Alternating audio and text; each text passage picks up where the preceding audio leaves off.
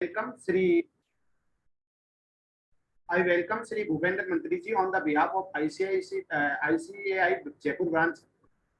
I also welcome today's moderator Sri CASS Dhaked ji. I welcome all the members for participation or today's program. उम्मीद करता हूँ आज का जो session है सबके लिए फ्रूटफुल रहेगा और इसके लिए मैं जो आगे के लिए माइक है हैंड ओवर करता हूँ अपने मॉडरेटर CASS धाकड़ जी को।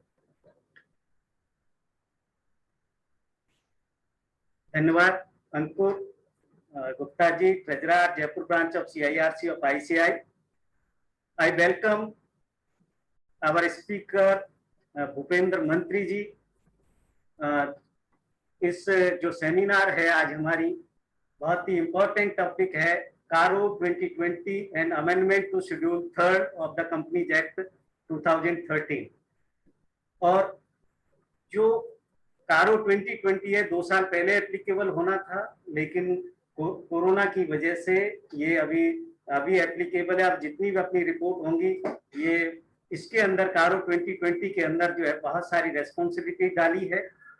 तो पहले प्रोग्राम चालू करने से पहले जो हमारे आज के स्पीकर है भूपेंद्र मंत्री जी, यद्यपि उनको किसी इंट्रोडक्शन की जरूरत नहीं है, वो जयपुर के वेल नोन फिगर हैं, एमिनेंट स्पीकर है, जयपुर ब्रांच से वो कंटिन्यूअस जुड़े हुए हैं और जयपुर ब्रांच ही नहीं हिंदुस्तान की कई ब्रांचों में वो लगातार जो है अपने लेक्चर डिलीवर करते हैं।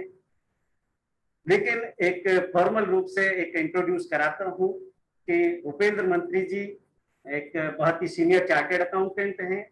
He completed his chartered accountancy in year 2000 and presently he is the senior partner in the Kalani and Company of Jaipur. Also he is the founder executive member of Kalani and Affiliates. He is the expert in the various fields, particularly Ind AS and IFRS, revised schedule 6 of Companies Act, XBRL, valuation, financial due diligence, FEMA, consultation for infrastructure projects, etc. Speaking तो हमने उनकी देखी है। He is also author of a book, Indian Accounting Standard Ind AS, which is published by Taxman in 2015. He is the regular speaker in the various seminars. He is also author of the various articles which are published in the our Institute Journal and various other forms. He is honored and delivered more than 200 lectures so far, and he was the opted member of AASB in 2018-19. He was the member of the study group which was formed for the CARO-2016. He was the member of the group of Financial Reporting Review Board of ICAI. He is also moderator of a YouTube channel, CA Student Saturday Class on YouTube.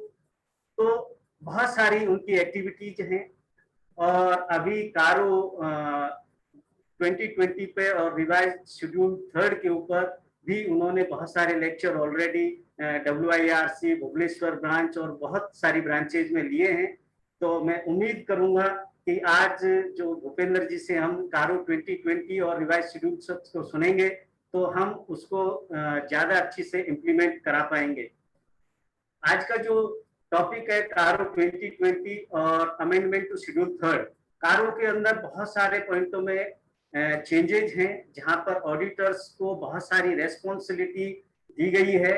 बहुत सारे point जैसे particularly आपका property plant of equipment है, inventory है, working capital limit है, loans, advance, guarantee है, आपका जो है अनडिस्क्लोज इनकम को लेके कुछ आपसे रिपोर्टिंग मांगी गई है। ऐसे ही कंपनी ने यदि कोई लोन लिया है या दिया है उसके ऊपर रिपोर्टिंग मांगी गई है। इंटरनल ऑडिट सिस्टम के ऊपर आपसे जो है समथिंग डिफरेंट मांगा हुआ है। कैश लॉसेज के ऊपर मांगा है। यदि कोई स्टैट्यूटरी ऑडिटर ने पुराना रेजिग्नेशन दिया है तो उसके ऊपर आपसे रिपोर्टिंग मांगी गई है। CSR के ऊपर मांगी गई है, CFS के ऊपर रिपोर्टिंग मांगी गई है। ऐसे बहुत सारे क्लॉज हैं जहां पर ऑडिटर्स को और ज्यादा जो है रेस्पॉन्सिबिलिटी दी गई है। तो जब हम ऑडिट करें कंपनी की तो CARO 2020 और CARO 2016 से जहां पे हमारी रेस्पॉन्सिबिलिटी बहुत ज्यादा बढ़ गई है, तो उसको हमको देख रहे हैं, भूपेंद्र जी उनको डिटेल में लेंगे। ऐसे ही रिवाइज शेड्यूल थर्ड, ये इसमें बहुत सारे चेंजेज है। लास्ट ईयर इसमें चेंजेस किए गए थे, अगेन कोविड-19 की वजह से इसको एक साल के लिए फिर पोस्टपोन किए गए। यहाँ पर तीनों ही जो हमारे डिवीजन है, डिवीजन 1, 2 और 3, तीनों ही डिविजन्स में जो है डिस्क्लोजर रिक्वायरमेंट चेंज हुई है, उनकी फॉर्मेटिंग चेंज हुई है। इसके अलावा जैसे डिवीजन 1 और 2 में हम बात करें तो promoter share holding, borrowing, trade payable, trade receivable, आपका सिक्योरिटी डिपॉजिट, ऐसे ही आपका इन सब के ऊपर बहुत सारे आपका फॉर्मेट चेंज हुआ है, जिसमें आपको साइमल्टेनियसली इसी साल की तो रिपोर्टिंग करनी है, आपको प्रीवियस ईयर की भी जो है रिपोर्टिंग में चेंज करना पड़ेगा, जिससे कि हम दोनों को मैच करा सकें। इसके अलावा जो है इस साल से आपको बहुत सारे एडिशनल डिस्क्लोजर्स देने हैं, पर्टिकुलरली जैसे title deed of the immovable property है, आपका loan to promoter, director, KMPs and related parties को है, बेनामी प्रॉपर्टीज हेल्ड है, and use of the borrowed fund and share premium है, विलफुल डिफॉल्टर्स है, relationship with the stock of companies हैं, compliance with the layer of companies हैं, और तकरीबन 15 से 17 आपको नए रेशियोज भी देने हैं। इसी तरीके से P&L में भी कुछ चेंजेस किए गए हैं, जिसमें आपका CSR के ऊपर कहा है, डिटेल ऑफ क्रिप्टो करेंसी है, या आपका वर्चुअल करेंसी के ऊपर आपसे इंफॉर्मेशन मांगी है, अनडिस्क्लोज्ड इनकम के ऊपर आपको देना है। इस तरीके से बहुत वाइटल सब्जेक्ट है जो चेंजेज हुए हैं। 2 घंटे में मेरे हिसाब से कवर करना थोड़ा सा मुश्किल काम है, लेकिन फिर भी मैं भूपेंद्र जी से आग्रह करूंगा कि सारे इंपॉर्टेंट टॉपिक को जो है 2 घंटे में आप कवर करें, और कम से कम रिक्वेस्ट करेंगे आप 2.25 घंटे तक ही कवर करें, जिससे कि हम मेंबर की जो है क्वेश्चन आंसर भी ले सकें, और इस कारो को जो इम्प्लीमेंट है उसको प्रॉपर तरीके से कर सके। Now I welcome to Bhupendra Mantri ji for his lecture.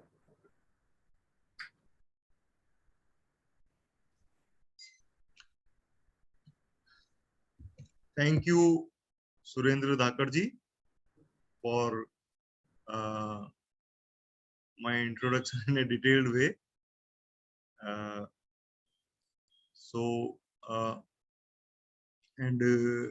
At the outset, I thank Jaipur branch of ICI, its chairman Kuldeep Gupta ji, and all management committee member for providing me this opportunity to speak on various amendments which are there in the Schedule 3 of the Companies Act 2013, that is the various formats which are related to preparation of the financial statements, and also the new CARO 2020 is also applicable for the financial year 21-22.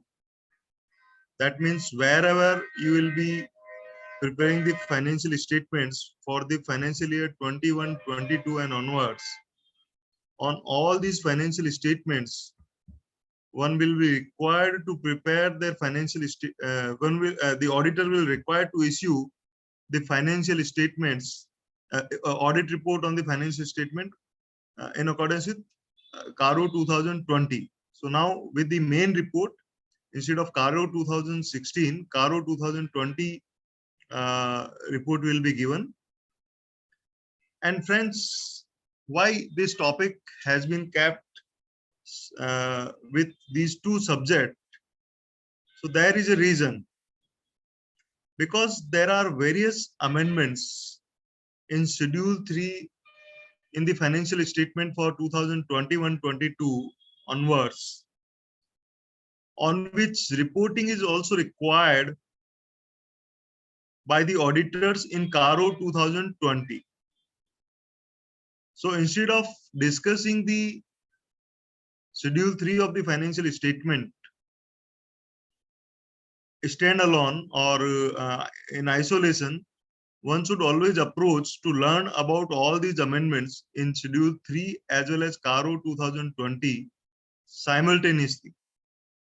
So one can know that for preparing the financial statements, what are the responsibilities of the management, and then for commenting on those disclosures which are given in the financial statement for the year 2021-22, what are the responsibilities of the auditor to comment.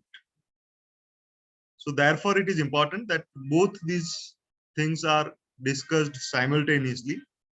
So what I have done in my presentation is that wherever there are disclosures related to, there are common disclosures, there are disclosures as well as there are reporting related to a common subject matter, I have discussed them simultaneously so that we can know about the implications both in the financial statements as well as in the CARO 2020 report of the auditors.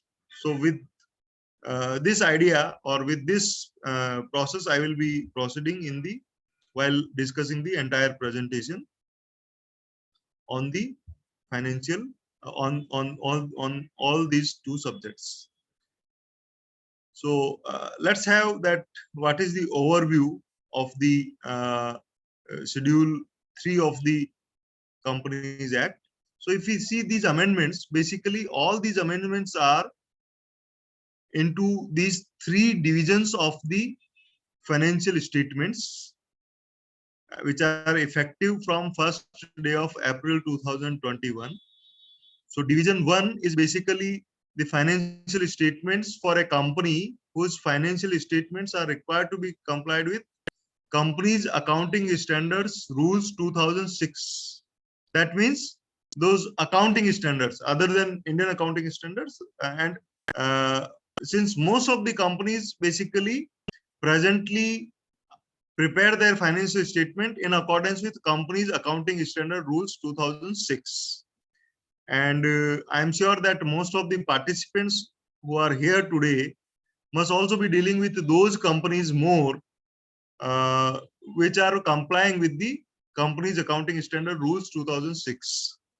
So when today I will be giving my presentation throughout all the slides, my focus will be more on the finance companies who are basically following the accounting standards. But of course, for the sake of knowledge and maybe for some of us, the other division 2 as well as division 3 are also relevant. So I will be also touching upon the division 2 as well as division 3 amendments which are there. And if there are any queries which may, because of the time constraint, since I may escape, one may ask any queries once my presentation is over. Or I request Surendra ji, being moderator, that if there are any queries in the message box, chat box, then those queries can also be please read by you so that I can answer to those queries too. So division 2 is for Ind AS and division 3 is for non-banking financial companies who are complying with the Ind AS. So these are the three divisions. And friends, purpose of these amendments is basically to bring more transparency as well as the enhanced disclosures. And certainly there are a lot of disclosures which may add value to the stakeholders, though sometimes because of the transparency, the companies may or may not be happy with all these disclosures.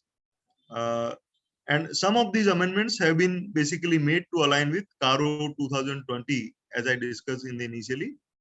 So if we go through all these amendments, basically, I personally feel that yes, if these disclosures are given, then as an auditor, basically you become more independent, because sometimes when disclosures are not there, there are all possibilities that the company management may not want to have certain disclosures which you suggest, or other possibilities may also be there.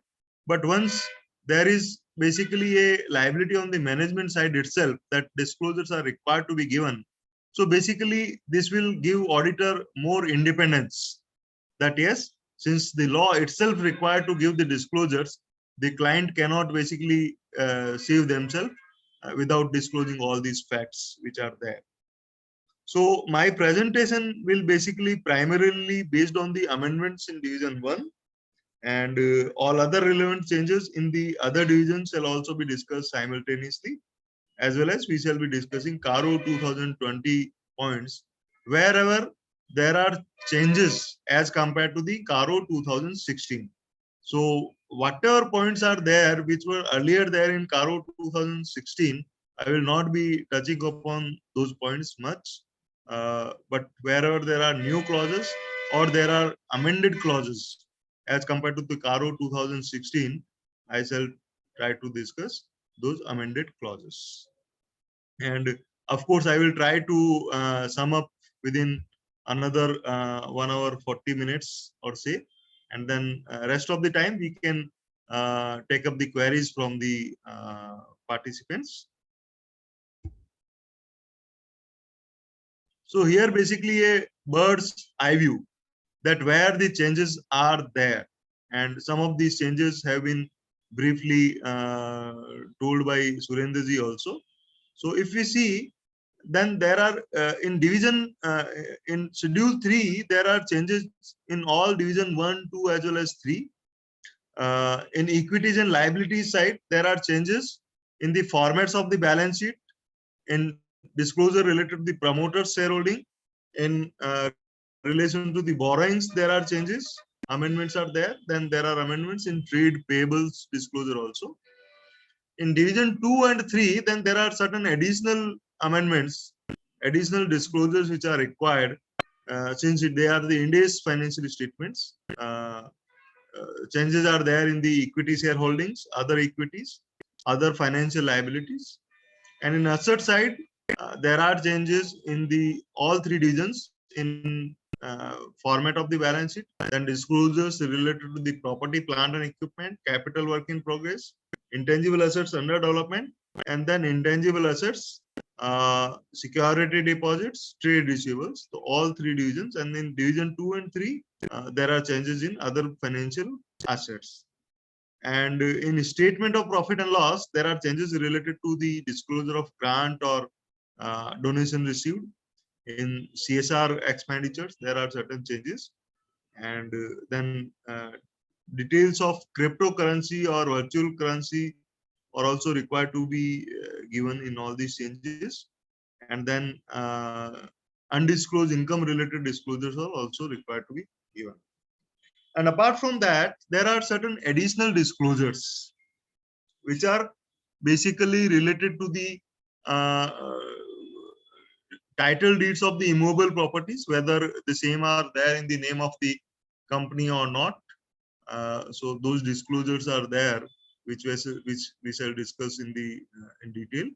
Then investment property, property, plant and equipment, or intangible assets related disclosures are there. Loan to promoters, directors, KMPs, related parties. Any Benami property held, how the end use of borrowed funds or share premium is there. So those disclosure is also there. Willful defaulter, relationship with stock of companies, compliance with the layer of companies. Then certain ratios are also required to be disclosed. Then scheme of arrangement related disclosures are also there. So these are the basically you can say that major heads where amendments are there in the schedule 3 of the Companies Act. Then there are certain changes in CARO 2020. So here I have discussed that wherever there are certain changes. So in property, plant and equipment, there are basically changes related to the records of intangible assets. Then if there is a revaluation, then whether it is based on registered valuer's report, that one need to disclose. Details records, title deeds of immobile property in the prescribed format. So those in that format, auditor need to report. Then if there are any proceedings which are pending before under Benami Transaction Prohibition Act 1988, so those disclosures are required to be given. Regarding inventory, there is one change that if there is discrepancies of 10% or more in the aggregate for each class of inventory instead of material discrepancies, then that is required to be disclosed. Regarding working capital limit, very important that one need to basically verify the quarterly returns or statements which are filed with the bank or financial institution by the auditee. So after that verification, if there are any discrepancies, then those disclosures are required to be given. Then in loans and advances, securities, etc., one need to give the bifurcation of aggregate amount of loan given during the year and balances outstanding into the subsidiary, joint venture, and associates and others. Then if there is any evergreening of loan, so this concept which I'll try to understand that what is evergreening of loan. So that reporting is also required to be done. Then loans repayable on demand to related parties. So again, certain disclosures are there. Then the scope of reporting has been widened with reference to the all statutory dues. So that one need to see. Then transactions which are not recorded in the books of accounts have been surrendered or disclosed as income during the year. So if it is there, then there are certain disclosures in the CARO 2020. Disclosures are also there with reference to the loans taken by the company. So now all loans are now covered. So a specific format for reporting is there. Then whether the company is declared as willful defaulter, whether firms which are raised on short-term basis have been utilized for long-term basis, funds which have been taken to meet obligations of subsidiaries, joint ventures, and associates. So with reference to that, if it has been used otherwise, so that need to be disclosed over here. Then loans taken by players of securities held in subsidiaries, joint ventures, or associates. Then disclosure related to the fraud have been amended. Now fraud by the company or any fraud on the company is required to be disclosed as against the fraud by or by any employee. Now it is by any person if there is any fraud, so that is required to be disclosed. Then also disclosures are there with reference to the reporting under section 43.12. Then if there are any whistleblower complaints, so that is also required to be seen. Then internal audit system related disclosures are there. Disclosures with reference to the NBFCs have also been announced. Then disclosure with reference to the cash losses. If the cash losses are also there, then certain disclosure is required to be given. If there is any resignation of the statutory auditors, again there are certain disclosures whether various issues which have been raised by the outgoing auditors have been considered by the incoming statutory auditors or not. And then one need to also comment whether the company will be able to meet its liabilities which are expected to be settled within 1 year or not. So some comment is required to be done by the auditors.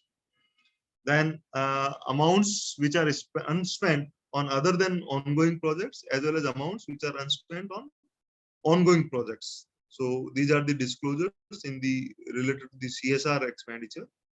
Then if there is any qualifications or admin remarks by the respective auditors in the CARO report of group auditors, that is the component for the purpose of consolidated financial statements. So if any such remark is there, adverse or qualification remark is there, so that also required to be considered in the CARO report for the parent company. So these are certain changes, amendments. These are certain major acts where amendments are there or new clauses are there under CARO 2020. Whereas these are certain items where there is no amendments, but they are actually still continued by CARO 2020.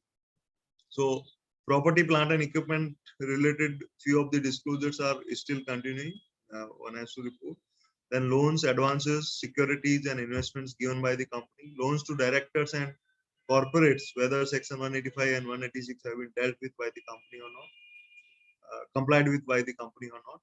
Then provisions related to the deposits, cost records, undisputed statutory dues, how the IPO, FPO have been utilized, or whether the provisions related to the private placement under section 42 or 62 are complied with or not, disclosures related to the related party transactions, as well as the disclosure related to the non-cash transactions as per section, whether the provisions of section 192 are complied with or not, are discussed, are still continuing, which were also there in the CARO 2016.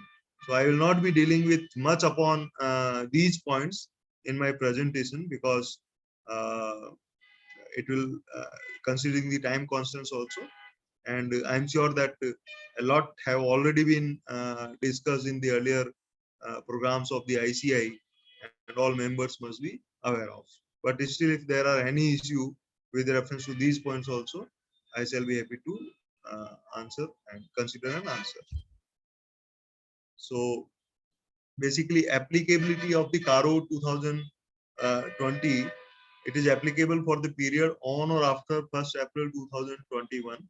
So for financial year 2021-22, for which we shall be issuing reports now, as and when we shall be completing the audits, the CARO report will be applicable, except to the following companies. So if they are banking company, they are insurance companies, or any section 8 companies, any one person company under section 262, as well as any small company under section 285. So to these companies, CARO 2020 is not applicable, as well as to a private company who actually satisfies certain conditions. So what are those conditions? We shall discuss in the next slide. So basically, if a private limited company, which is not being a subsidiary or holding company of a public company, having a paid up capital and reserves and surplus not more than 1 crore. So all these conditions need to be satisfied. If any of the condition is not satisfied, then CARO will be applicable. So this one need to take care. Which does not have total borrowings exceeding 1 crore rupees from any bank or financial institution at the point of time during the financial year, and which does not have a total revenue as disclosed in the Schedule 3 to the Companies Act, including revenue from discontinued operation exceeding 10 crores rupees during the financial year as per the financial statements. So if any private companies which is satisfying any of these conditions, all of these conditions, then only the CARO 2020 will not be applicable. But one point relevant here is that some of the company, even though it is a private company and crossing any of these limits, may also be classified as a small companies. And in fact, many a times this may happen. So basically, if we see this CARO 2020, then a small company is exempt without any exception.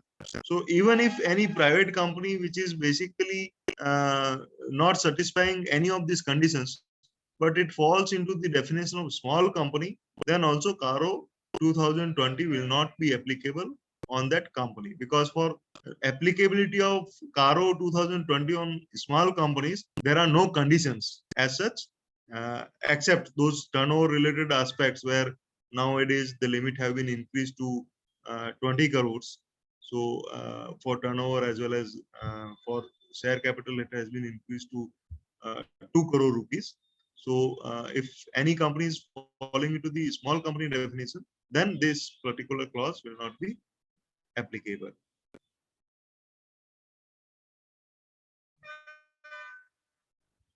Now, this is very, very important fact, because see, there are disclosure requirements in Schedule 3, as well as there are certain reporting requirement by CARO 2020 by the auditors.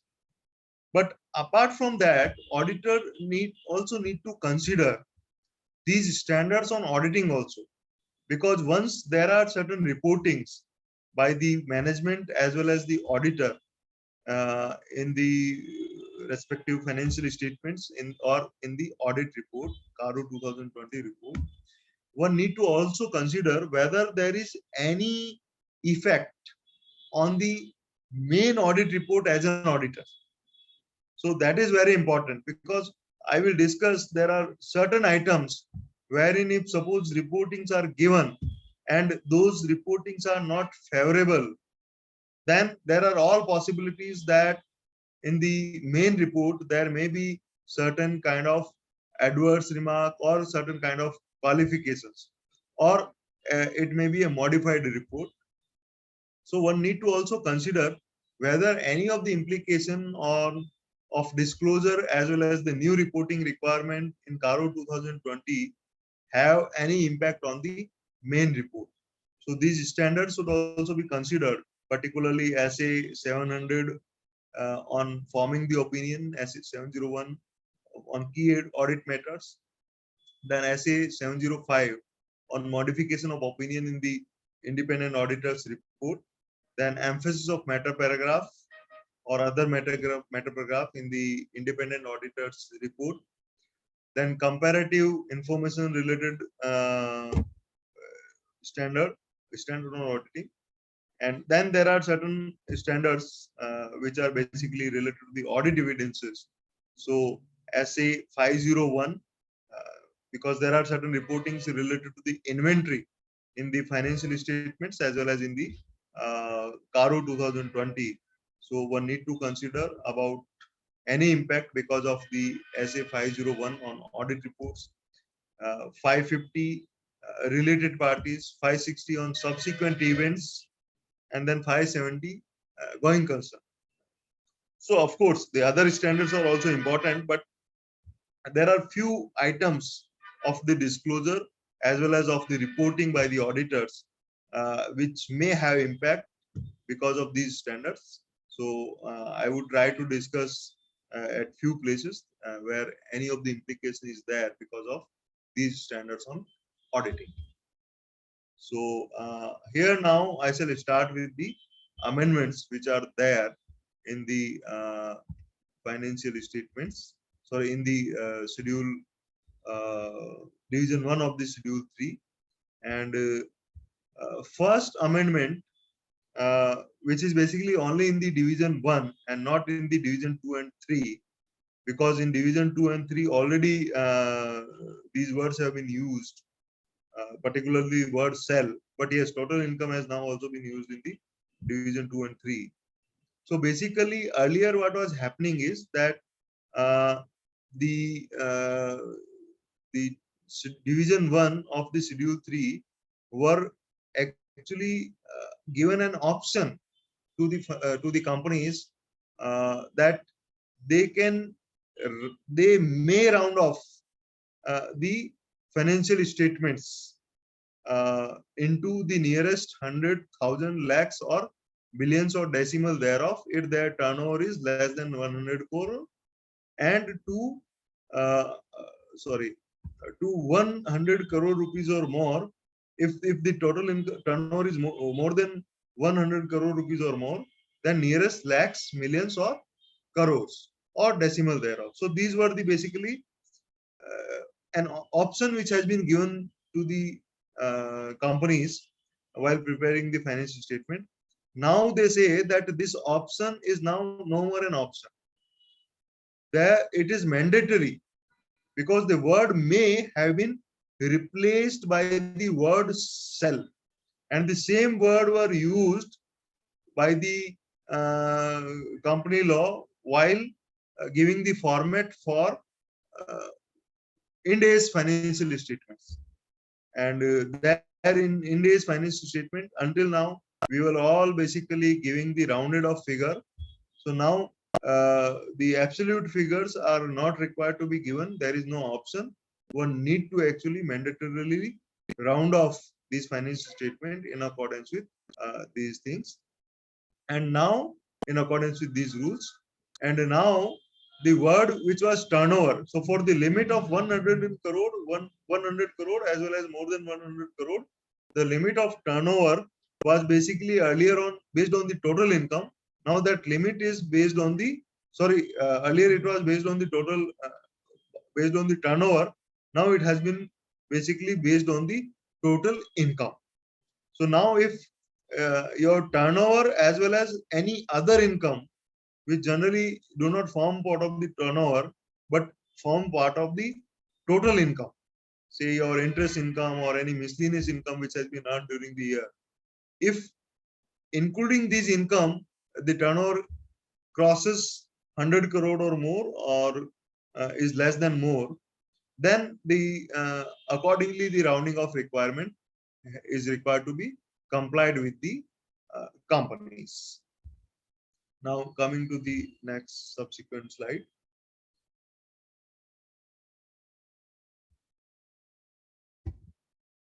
So I think, yeah, now next slide is basically with reference to the reporting of promoters holding. Reporting of promoters holding. So all these amendments are in all the division 1 as well as division 2 and division 3.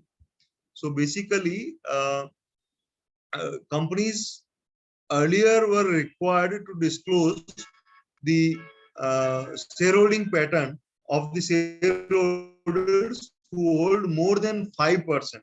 So that reporting is still continued. Now an additional reporting has been given where they said that a company shall disclose shareholding of the promoters as under, and they need to disclose the share held by the promoters at the end of the year. Then serial number, what is the promoter's name, what are the number of shares held, what is the percentage. So whether it is less than 5%, then also, even if it is less than 5%, then also it is required to be given. Then they say that if there is any percentage change during the year, so that is also required to be given.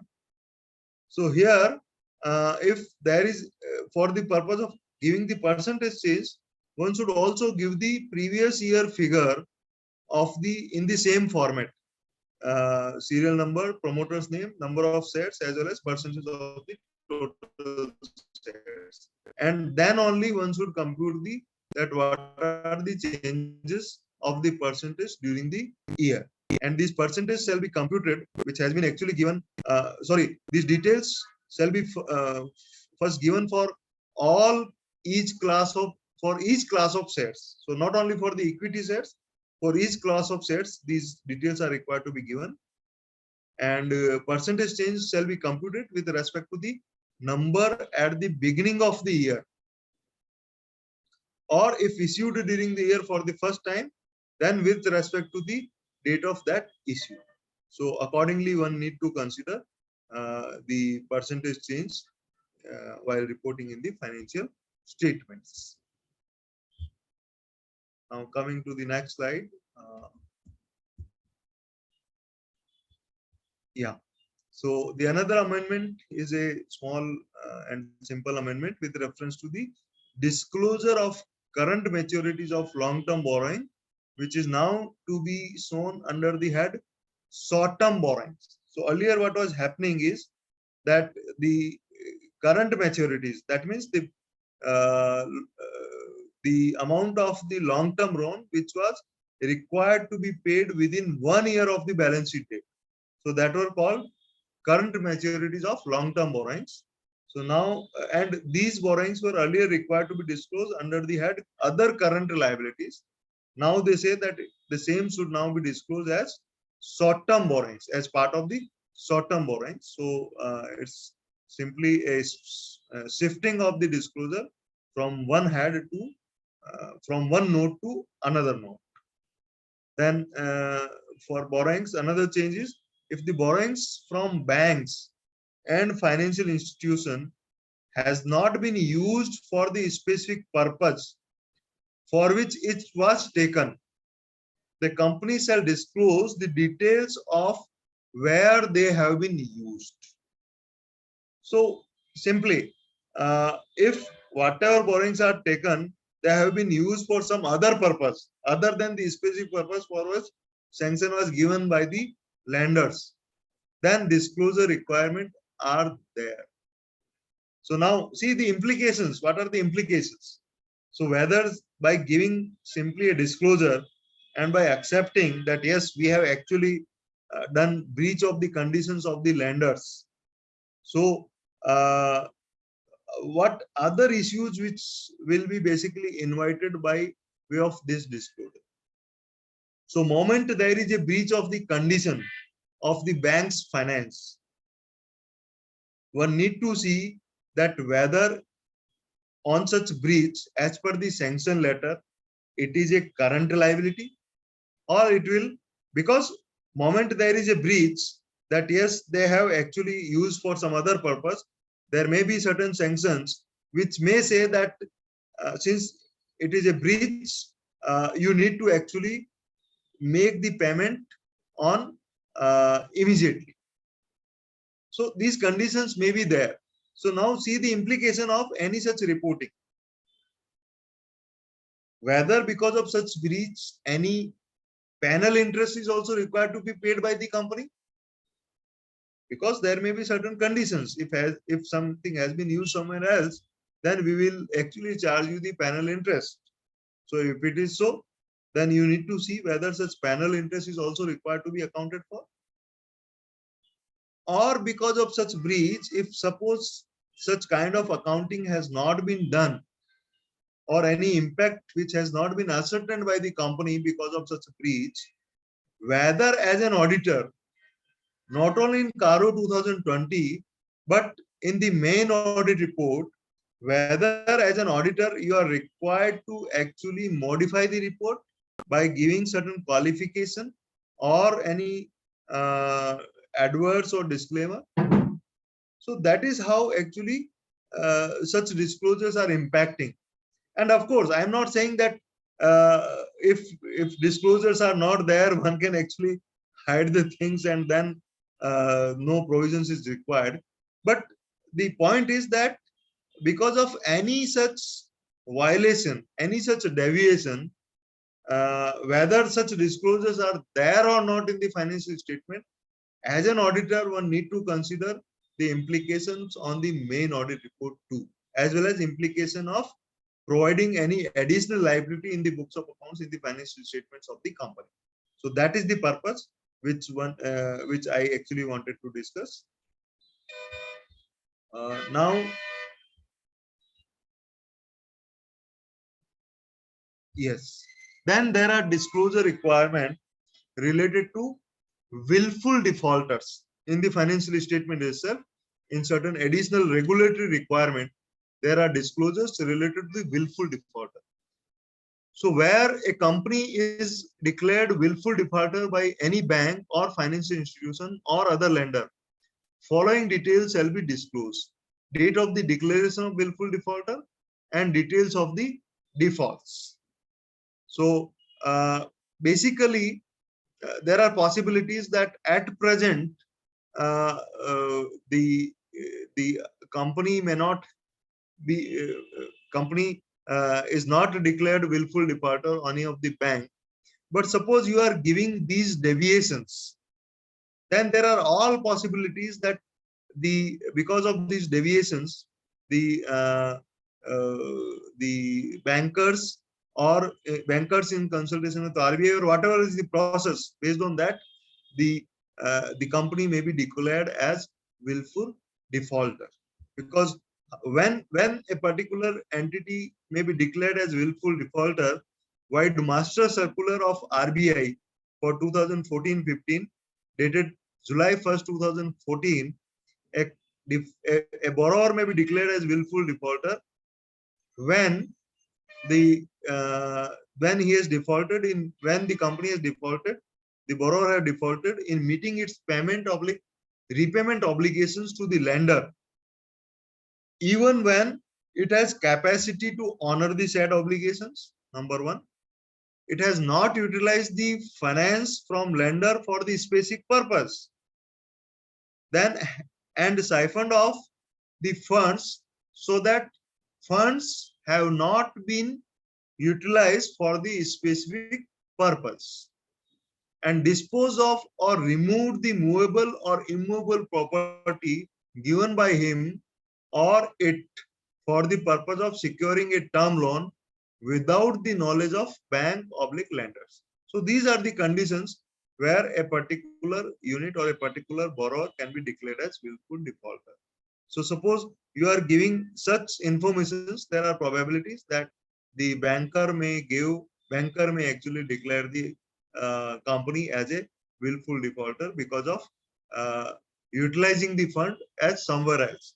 So the bullet number 2 as well as 3 can be made applicable by the bankers on such units. So this is the actual impact of any of such disclosure which has been given in the which will be given by the companies in their financial statements. Then whether the company has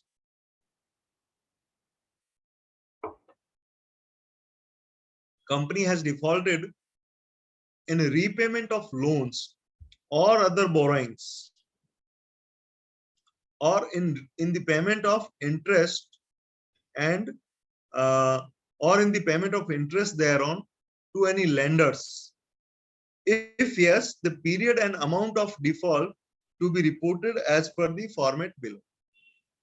So what is the nature of borrowings, including debt securities? Then name of the lender-wise details to be provided in case of defaults to banks, financial institutions, and government. And then amount not paid on due date, and whether principal or interest, what was the amount which was not paid. Then how many number of days of delay or unpaid, and or whether it is unpaid. So basically, if any amount which has not been paid or which has been paid with delay, though ultimately it has been paid within that year, then also it is required to be reported over here. So again, I have basically tried to correlate it with the disclosure requirement for loans in the Schedule 3 of the Companies Act, and now this reporting requirement in the CARO 2020. So under CARO 2016, actually the loans or other borrowings related to the financial institution, banks, government, or dues to debenture holders were to be reported. But now under CARO 2020, loans related to any lenders are required to be reported. Any lenders are required to be reported over here. And the requirement is for reporting all the borrowings, including unsecured loan from private banks, NBFCs, and along with the due date and when it was actually paid. So again, here the disclosure requirement related to whether the company is declared a willful defaulter by any bank or financial institution or other lender. So it is better that to comply with this requirement, a declaration from the company should be taken whether the company has been declared as willful defaulter or not, and a confirmation or certificate from company's bank should also be obtained, and the auditor should also examine from the audit point of view also whether there are any such situation which may actually arise because of which the company may be treated as willful defaulter. And then there is a new reporting related to whether term loans were applied for the purpose for which the loans were obtained, and if not, the amount of loans so diverted and the purpose for which it is used may be reported. So the reporting requirement is amount diverted and the purpose is required to be disclosed. If there is any previous year loan which has been received by the company in the previous year and now have been utilized in this year, then also it is required to be disclosed. But of course, if any temporary investment have been made of the surplus fund to reduce the cost of capital, so that is basically allowed. So definitely, if there are any surplus fund somewhere, the company may actually park. So that is actually the allowed. So basically, same kind of disclosures which were there in the balance sheet, that whether it has been allowed, it has been used for some other purpose, a purpose other than the specific purpose, then that is required to be reported. And here also, auditor is also required to comment. So again, the same kind of implications on audit report, on provisioning, one need to consider. Then whether the funds raised on short-term basis have been utilized for long-term purpose, and if yes, the nature and amount to be indicated. So suppose there is any cash credit, any overdraft, any other short-term loan which has been taken for 1 year itself. So, and the same have been say utilized for the purpose of purchasing the property, plant and equipment, or for purchasing any other long-term asset. So then the reporting is required to be done over here. So auditor actually need to consider that how things have been utilized once the amount have been borrowed from, how that amount has been utilized once it has been borrowed from the bank. And one should try to actually establish that whether how such use of the loans have been there in the financial statements itself. And if suppose there are other surpluses fund which are being available, and auditor is of the view that though the amount has been invested for long-term purpose, but the same are not from these short-term loans raised by the company, then a proper documentary evidence must be there in the audit documentation with the auditor, that yes, the fund have been utilized out of the surplus funds only. So that actually working should also be there with the auditor. Now, whether the company has taken any funds from any entity or person on account of or to meet the obligations of its subsidiaries, associates or joint ventures, and if so, details thereof with the nature of such transactions, and the amount in each case should cover loans, advance and investments. And if sufficient cash from operation and investment activities exist in the parent company, then reporting may not be required. But then again, the establishment should be there, that yes, it is not out of the fund borrowed from the other persons, rather it is out of the surplus funds only. And then there is a reporting requirement whether the company has raised loans during the year on the place of securities held in the subsidiaries, joint venture or associate companies. So whatever investments are being there, suppose those have been placed before any of the lender and then loan have been taken, then the relevant requirement, then there is a requirement of reporting the same in the CARO report. So these were the changes in the CARO related to loans, as well as the certain changes in the financial statements. Now changes related to the trade payables. So basically, in this format, that one need to give the aging schedule. So what is the aging schedule?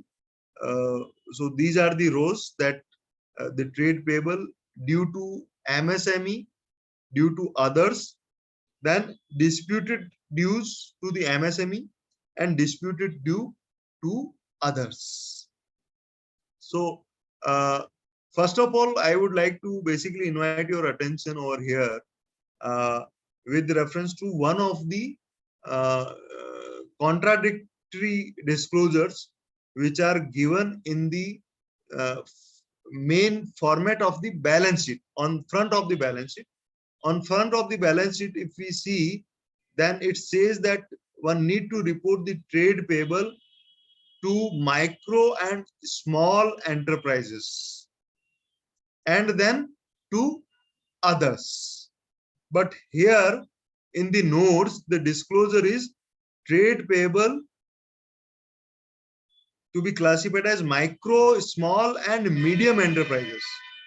So in balance sheet front, it is only micro and small enterprise, whereas here it is micro, small, and medium enterprises. MSME has been written.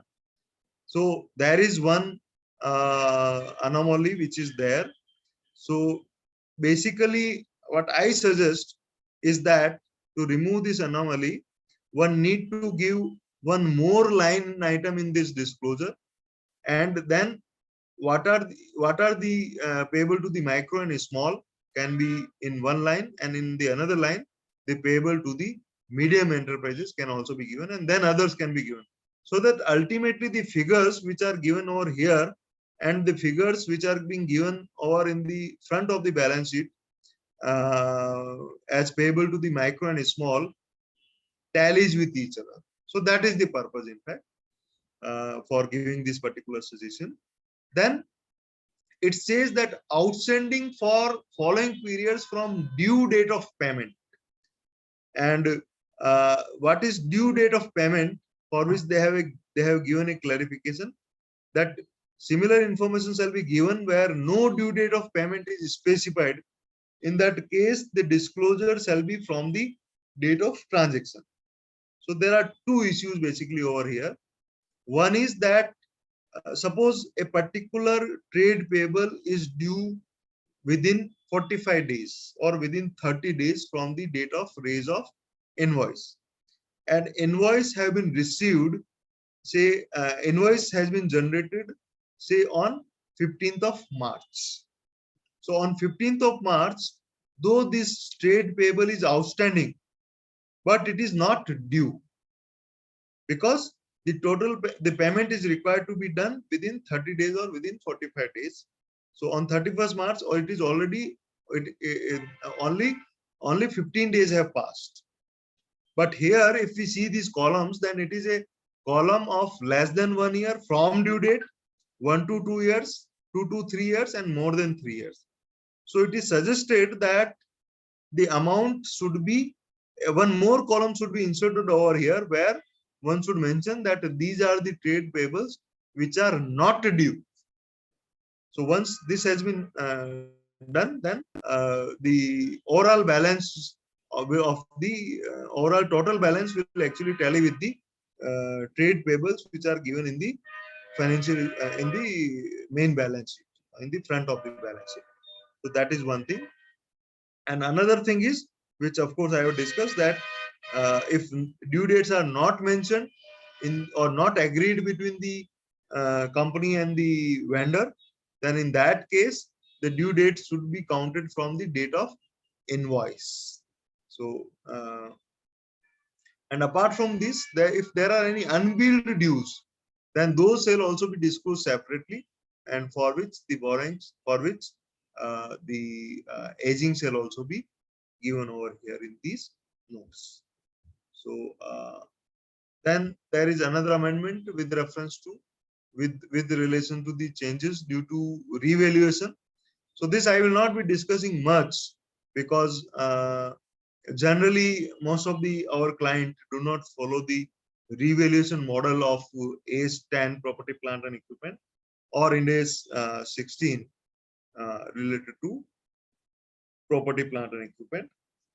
Now another amendment is with reference to the securities deposit, which need to be shown under the note other non-current assets. So earlier these were actually required to be disclosed under the head loans. Now the disclosure requirement is there under the head other non-current assets. So a small classification change is there in the division 1. So here the disclosures related to the trade receivables, and then again the same discussions which I have done for due date with reference to the trade payable is also required to be done over here. So here again one need to actually give a separate column for amounts which are not due. Here again if any amount which has not been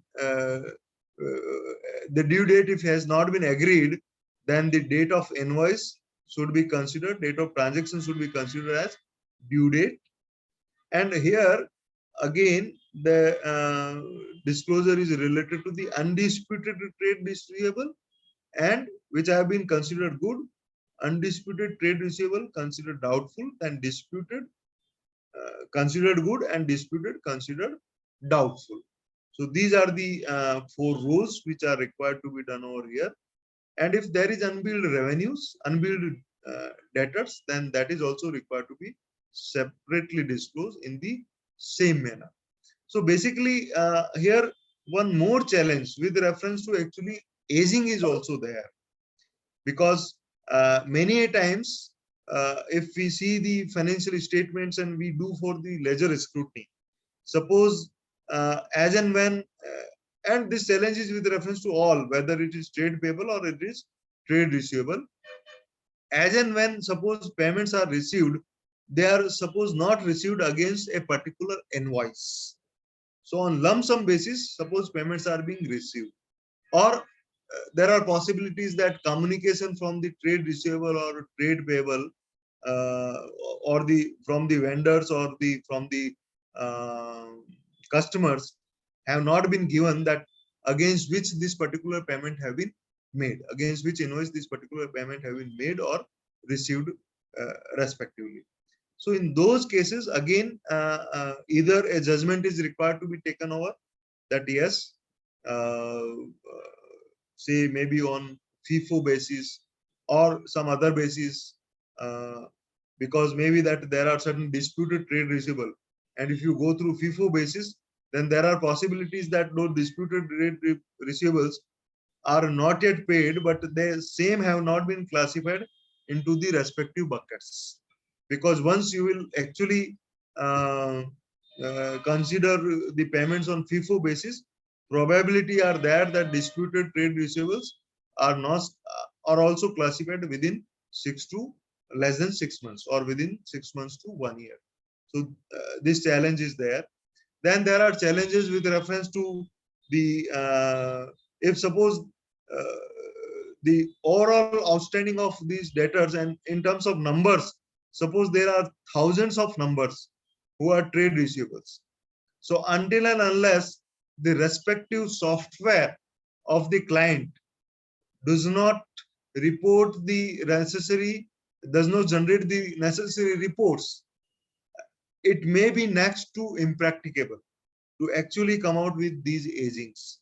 So friends, since most of our companies are required to prepare their financial statements before August or before September, ample time is there with us that we guide to our clients and convey them that please ensure that these disclosure requirements are properly given or not in the financial statements. And even if any disclosure is not given, please mind that the SA 705 says that for disclosure also, if they are not there, a qualification is required to be given in the audit report, main audit report. So if any of the disclosure is missing, then qualification is required to be given by the auditor in the main audit report that such and such disclosure have not been given. So this is how things will actually move from the client as well as auditor's side. So these are basically disclosures in the Ind-AS schedule, but I shall not be discussing this disclosure much. But if anyone has any doubt with reference to these disclosures, I can take once my speech is over, once my lecture is over. So here again, now coming to the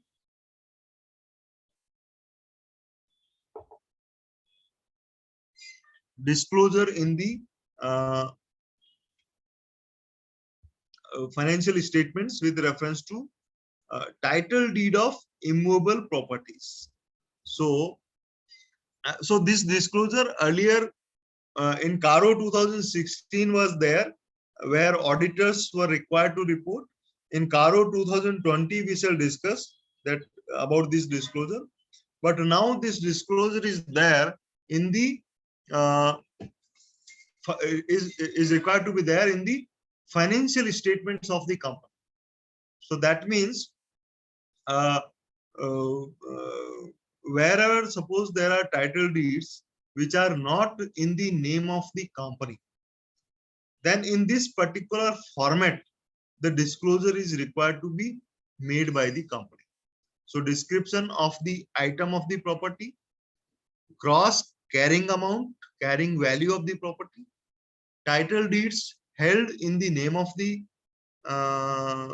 in whose name the title deeds are there, if it is not in the name of the company, then whether title deed holder is a promoter, director, or relative of the promoter, director, or employee of the promoter or director. So suppose any of these persons have the title deed, then that fact is required to be disclosed. Then property is held since which date by the company, and reasons for not being held in the name of the company. So and if there is any dispute because of which the property cannot be or is not registered in the name of the company, so also mention the detail of those disputes. So various practical issues may come over here, because in some of the company, director have say contributed the land or any other property, building, etc., to the company, but somehow the registry is not being done in the name of the company. Title deed have not been transferred in the name of the company. So such reporting may also be over here. In various cases, sometimes the transactions are held through agreement to sale itself. So whether such agreement to sale until and unless not registered, so should be considered title deed or not. So these questions may also come. Many times, suppose allotment is there from some land, or allotment is there because of certain certain, you can say, from the societies. So but the proper title deed have not been given by the societies. So you need to actually consider it from fact to fact. So every time the situation, different situation may be there, and that should be considered for the purpose of examining whether title deeds are there in the name of the company or not. And if there is a dispute, then again one need to examine whether any appropriate adjustment is also required to be done because of such dispute. Whether property is actually will be ultimately in the name of the company or not. Whether there is proper possession in the name of the company or not. If all these things are there, then auditor should also consider not only about reporting under this clause or by the this or the CARO 2020, but also any impact on the main financial statements of the company. The another changes is reference to the revaluation. So I will not be dealing with much on this, because as I explained earlier, it is basically related to the Ind AS, or most of the companies in AS also do not follow revaluation model.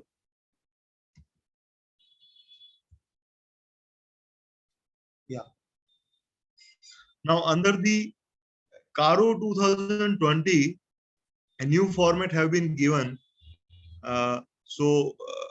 Against almost the same format, description of the property, gross carrying value, held in the name of the in name of whom, then whether promoters, directors, or their relatives or employee, and then period held, and indicate the range that since when it has been be there, and then reasons for not being held in the name of the company, and also indicate. So almost same thing, same reporting requirement is there in CARO 2020. So reporting requirement for audit purpose, so you should actually obtain the details of all the immovable properties owned, accounted for by the company, and where after duly reconciliation with the financial statement, you should examine if there is any property which is not in the name of the company. Then original title deeds or other ownership documents are also required for the verification.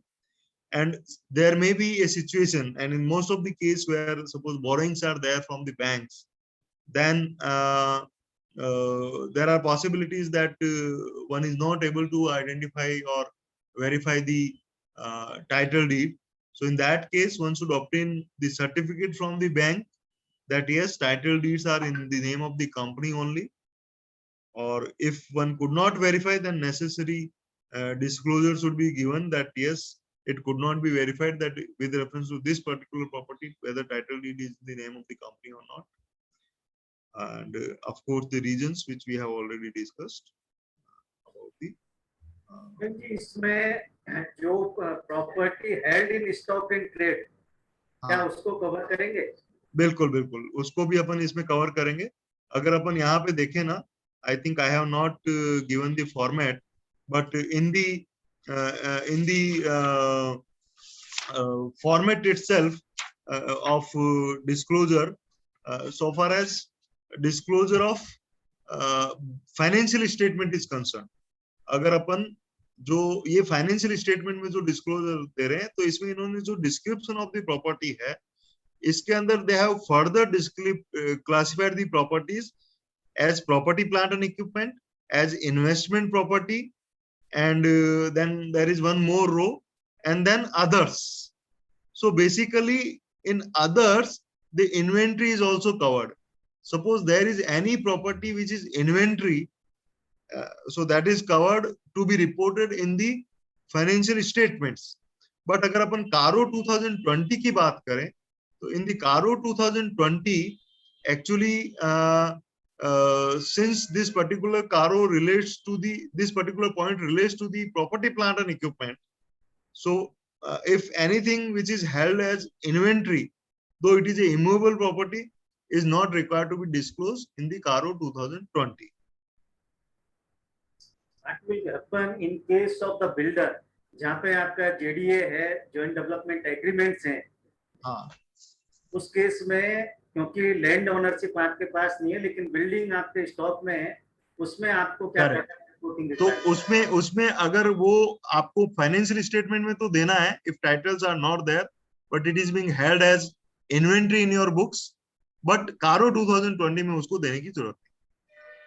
And you can actually clarify in the CARO 2020 also that these are not required to be reported over here, being inventory. So now coming to the another disclosure requirements in the financial statements, loans or advances granted to promoters, directors, key managerial personnel, and the related parties. So loans or advances granted to promoters, directors, KMPs, and related parties, which are either repayable on demand or without specifying any terms or period of repayment, then following disclosure will be made. So amount of the loan or advance in the nature of loan outstanding, and then total percentage of such loans and advances in the nature of loans. तो ये देना है company को अपने financial statements में ही कि जब हमने इतने जो लोन्स हैं वो इस तरीके से दिए हुए हैं कि इधर दे आर रिपेबल और डिमांड, और वो रिपेबल डिमांड नहीं है और हमने उसमें कोई भी कंडीशंस नहीं रखी हुई है कि क्या टर्म्स होगी या कब उसका हमें वापस रीपेमेंट होगा. अगर ये चीज दी हुई है, अगर इस तरीके के लोन है, तो उनको भी हमें इस पर्टिकुलर प्रेस्क्राइब्ड फॉर्मेट में देना है. That what is the type of borrowers, borrower, promoters, directors, KMPs or related parties, what is the amount of loan outstanding, and what is the percentage to the loans and advances in the nature of loans. तो ये पूरा आपको disclosure देना है. इसमें भूपेंद्र जी ये जो है आपका जहाँ पे कंडीशन है वाला है, जहाँ पे रिपेबल ऑन डिमांड है और loan without any terms condition, हाँ तो दोनों को अलग अलग सेपरेट कर देना है? हाँ, देखिए अगर वो कहते हैं कि सब रीपेबल ऑन डिमांड है, but that means that there has to be a documentation कि भाई आपने कहा राइटिंग में लिखा हुआ है कि रीपेबल ऑन डिमांड है, ठीक है। अगर वो डॉक्यूमेंटेशन कहीं पे भी नहीं है, then it should be treated as without specifying any terms और पीरियड ऑफ रीपेमेंट, तो वो फिर आपको अलग से देखना है। So this classification will be in this way actually.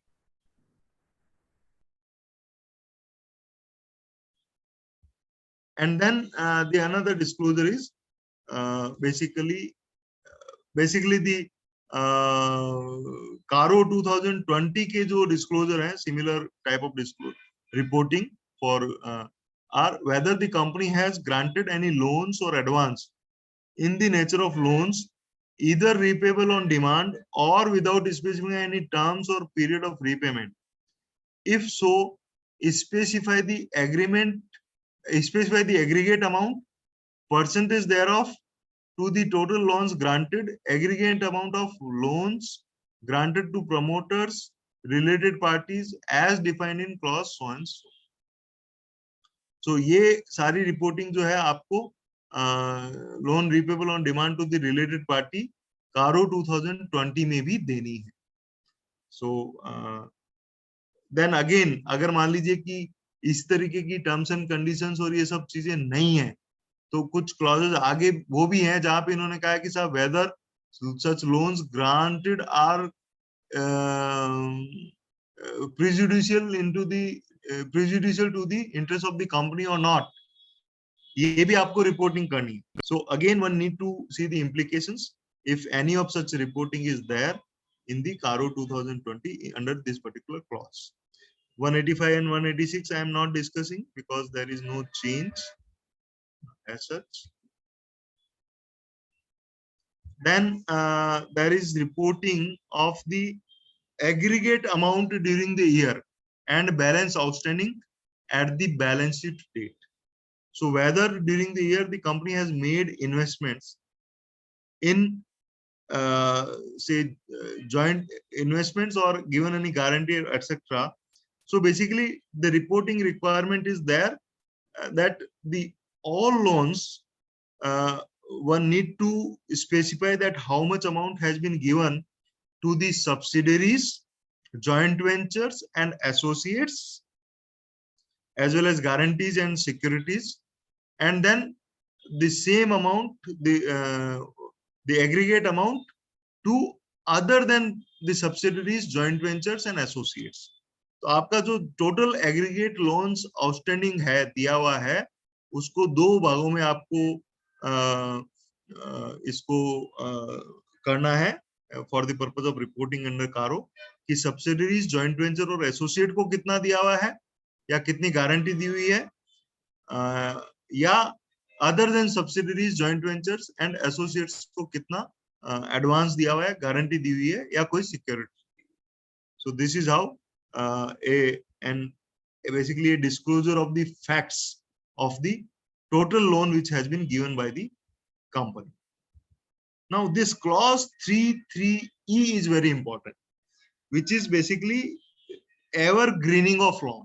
So as the name suggests कि आपने एक लोन दे दिया, अब आप उसकी रिकवरी ही नहीं कर रहे हो और हर बार ये कहते हो कि साहब ये हमने 1 साल के लिए और बढ़ा दिया, फिर आपने कहा कि साहब 1 साल के लिए और बढ़ा दिया. So basically you are not recovering it. And then another is that आप इसको रिकवर तो कर रहे हो, but at the same time आप उसको एक फ्रेश लोन वापस दे रहे हो. तो बैंक में आपकी एंट्रीज हो रही कि आपने पैसा दिया, पैसा लिया जो पहले दिया हुआ था, और उसके बाद में फिर से आपने पैसा दे दिया, या आपने उस पैसे को पहले दे दिया फिर एक पेमेंट ले लिया और आप ये कह रहे हो कि साहब हर बार इसका पेमेंट आ जाता है, मैं फिर इसको बाद में वापस दे देता हूँ. So as an auditor, you need to see whether any such transaction, any such arrangement results into the evergreening of loan, कि आपको एक्चुअल पैसा उससे ले ही नहीं रहे हो. So if it is so, you need to actually report in the CARO 2020. So ये एक बहुत ही इम्पोर्टेंट एस्पेक्ट है, क्योंकि कई बार हम देखते हैं कि साहब जैसे मान लीजिए कि लोन रीपेबल ऑन डिमांड है और आप उसको कभी डिमांड करते ही नहीं हो, तो क्या कहीं वो भी तो एवरग्रीनिंग ऑफ लोन में तो नहीं आ रही है, या हर साल आप उसको बढ़ाते ही जा रहे हो? तो ये सारे चीजें जो है वो कहीं ना कहीं रिपोर्टिंग के अंदर आएगी इन द कारो 2020. Now coming back to the disclosure in the financial statement with reference to the capital work in progress, so and intangible assets under development. So here again, the aging schedule is required to be given for capital work in progress and the intangible asset under development into these 4 buckets, that how much is the less than 1 year, how much is the 1 to 2 years, 2 to 3 years, and more than 3 years. So basically the requirement is, suppose there is total expenditure incurred on CV for IAUD, then out of that 10 crore rupees, how much have been incurred within 1 year itself? जिस साल का आप audit कर रहे हो उस साल में कितना इनकर हुआ? Suppose that is 2 crores. So 2 crore will be reported in the less than 1 year. उसके इमीडिएट प्रीवियस ईयर में कितना हुआ? सपोज वो आपने 2 करोड़ और खर्च किए, तो वो यहाँ आएगा, 2 करोड़ रुपया यहाँ आएगा. फिर उससे पहले वाले साल में कितने हुए, वो सपोज वहां फिर आपने 2 किए, तो then 2, 2 and 2, 6 crore rupees have been incurred in these 3 years.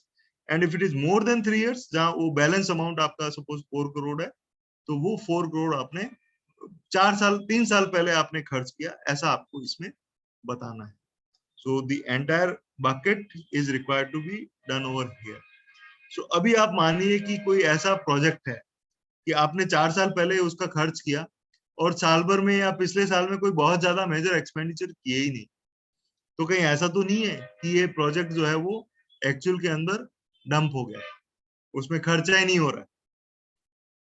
या कई बार ये भी हो सकता है कि मोर देन 3 इयर्स तो हो रहा है और आप ये जो less than 1 year, 1 to 2 year और 2 to 3 ईयर के अंदर केवल इंटरेस्ट का कैपिटलाइजेशन हो रहा है. So whether such interest capitalization is actually required to be there or not, क्योंकि वो तो प्रोजेक्ट तो सस्पेंड हो गया या प्रोजेक्ट खत्म ही हो गया और आप उसमें इंटरेस्ट का कैपिटलाइजेशन किए जा रहे. तो ये सारी चीजें जब इस तरीके का आप डिस्क्लोजर दोगे तो हो सकता है कि आए. Of course in the audit itself आपको ये सब चीजें देखनी चाहिए, बट जब आप इस तरीके से स्क्रूटनी करके देखेंगे तो हो सकता है ये सारे इश्यूज भी आए. So how to deal with these issues, and suppose such capitalization were wrong in the earlier years, तो उसको भी आपको वापस किस तरीके से करेक्ट कराना है, क्या इसकी फाइनल मेन रिपोर्टिंग के अंदर और रिपोर्टिंग होनी चाहिए, ये सब सारे चीजों को आपको डेल्ट करना है. Then aging is required to be given for projects in progress and projects which are temporarily suspended. तो ये भी अब आपको, अब ये कैसे कोई प्रोजेक्ट प्रोग्रेस में है और कैसे कोई प्रोजेक्ट टेम्पररीली सस्पेंडेड है. अब इसमें आपको मतलब मैनेजमेंट तो हमेशा ये कहेगा कि साहब हमारा प्रोजेक्ट तो सारे प्रोग्रेस में ही है, कोई सस्पेंडेड नहीं है. तो सबसे पहले तो आपको ये देखना है कि साहब इनके जब भी कोई बोर्ड मीटिंग्स हुई है तो उसमें उस प्रोजेक्ट को क्या किया गया है. आपको खुद, क्योंकि मान लीजिए कि 3 साल पहले ही आपने खर्चा किया और पिछले 3 साल में कोई खर्चा नहीं किया, तो then you need to actually say that this is a project actually suspended or not temporarily, rather it can be a permanently suspended projects. So all these issues may come. And then for CV, for intangible asset under development whose completion is overdue, मतलब आपका as per board approval or as per other records of the company it was expected कि साहब ये अगले 3 साल, मतलब ये suppose 2020 में ही खत्म हो जाना चाहिए, लेकिन ये ओवरड्यू हो गया बिकॉज ऑफ मेनी रीजंस. अभी कोविड चल रहा है, कोई भी रीजन है उसकी वजह से ओवरड्यू हो गया. तो उन प्रोजेक्ट्स में अगर मान लीजिए कि आपकी टोटल एक तो ओवरड्यू हो गया तो वो भी रिपोर्ट करना है. तो इसके पहले सबसे पहले आप ये देखें कि भाई ओरिजिनल प्लान क्या था. और कई कंपनीज में आपको मिलेगा कि साहब ओरिजिनल प्लान है ही नहीं, वो तो उन्होंने वैसे ही शुरू कर दिया, छोटा सा प्रोजेक्ट है आप शुरू कर दिया था, या प्रॉपर डॉक्यूमेंटेशन उन्होंने नहीं किया है.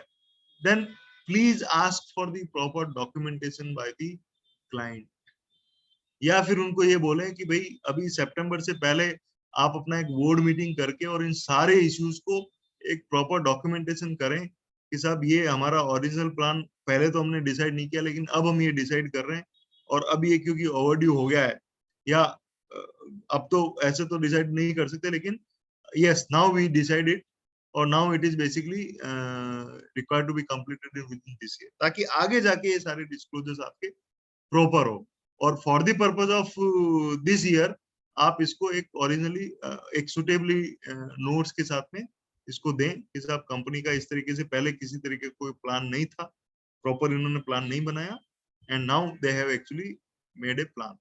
और इसके अलावा जो दूसरा पॉइंट आता है वो आता है with reference to the cost. So cost भी सपोज पहले कुछ एस्टिमेट किया हुआ है और उसको एक्सीड कर गए कॉस्ट को, तो वो आपको उन सारे प्रोजेक्ट्स को आपको जो रिपोर्टिंग करनी है, so reporting here is not on the basis of actual figures, reporting here is on the basis of projected figures, कि एक तो आपका ये जो प्रोजेक्ट सस्पेंड हो रखे हैं ये आपके एक्चुअल में कंप्लीट कब होंगे। तो सपोज एक कोई प्रोजेक्ट है जो आप कह रहे हो कि साहब टोटल मेरे को 500 करोड़ रुपए उस पर खर्च करने, तो कितने हो गए वो एक आपको देना है, हालांकि यहाँ पे इन्होंने स्पेसिफिक नहीं दिया कि कितने हो गया वो देना है, बट आपको कहीं ना कहीं से उसको देके, और सपोज टोटल 500 करोड़ में आप ये कहते हो कि साहब मेरे को 100 करोड़ जो है वो विद इन 1 ईयर करना है, 1 to 2 ईयर में मेरे को अगले 100 करोड़ करने हैं, फिर इस तरीके से एक पूरा आपको जो आगे एक्सपेक्टेड प्लान है with reference to the incurring of the cost वो भी आपको देना है। So ये सब चीजें देने के लिए then again you need to go for the that how board has actually approved such completion schedule or not। तो अगर नहीं दिया हुआ है तो आप उनको बोलिए कि साहब इसका आप आगे का completion schedule decide करें, and then it is required to be disclosed over here in the financial statements।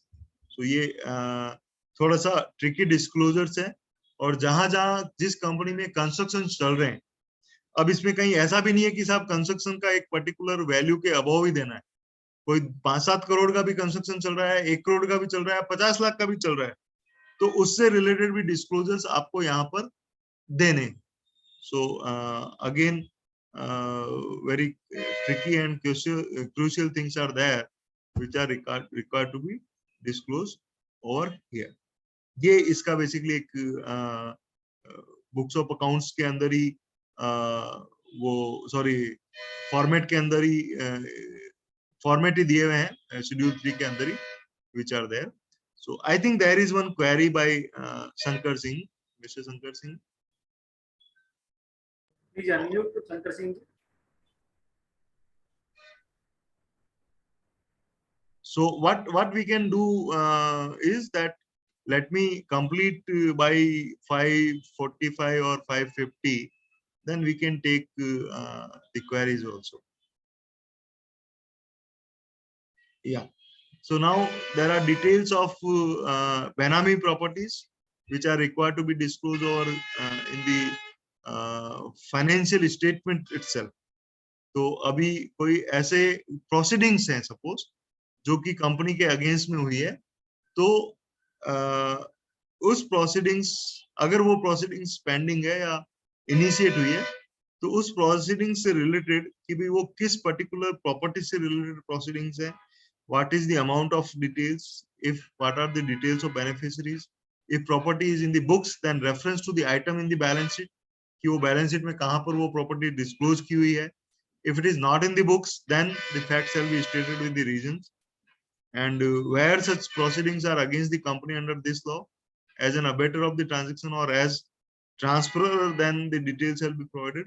So ये आपको पूरा लॉ भी बेनामी प्रॉपर्टी का एक देख के और ऑडिटर से देखना चाहिए कि भाई ये इस तरह की कोई प्रोसीडिंग्स तो पेंडिंग है या नहीं, and then disclosure will be there in the books of accounts, in the financial statements, and the reporting requirement are also there in the CARO-2020।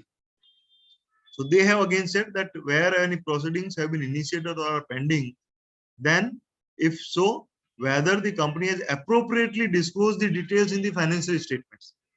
तो suppose ये जो disclosures हैं ये miss होते हैं, any of the disclosure for any reason, तो आपको इसका रिपोर्टिंग यहाँ करना है कि साहब ये वाले डिस्क्लोजर जो है इन्होंने यहाँ पर नहीं दिए। So these things are there, which are required to be considered for the purpose of reporting under CARO 2020 also.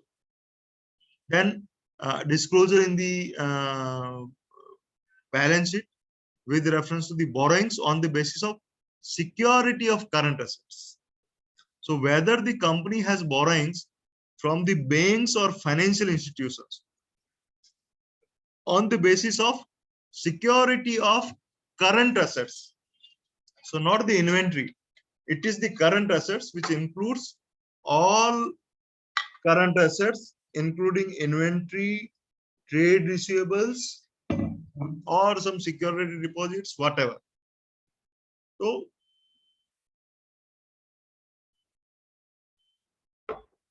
what is required to be disclosed is whether quarterly returns filed by the company to the bank or financial institutions are in line with the books of account.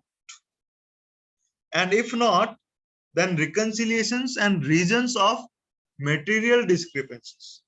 So here one thing one must note, that in the CARO 2020, such disclosure or such reporting by the auditor is with reference to the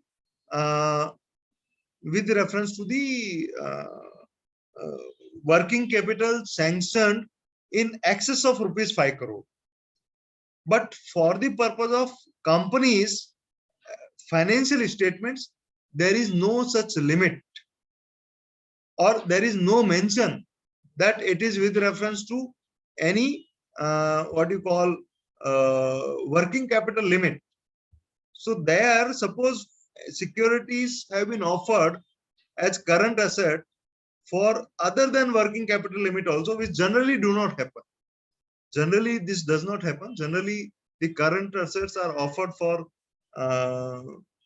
working capital limits only.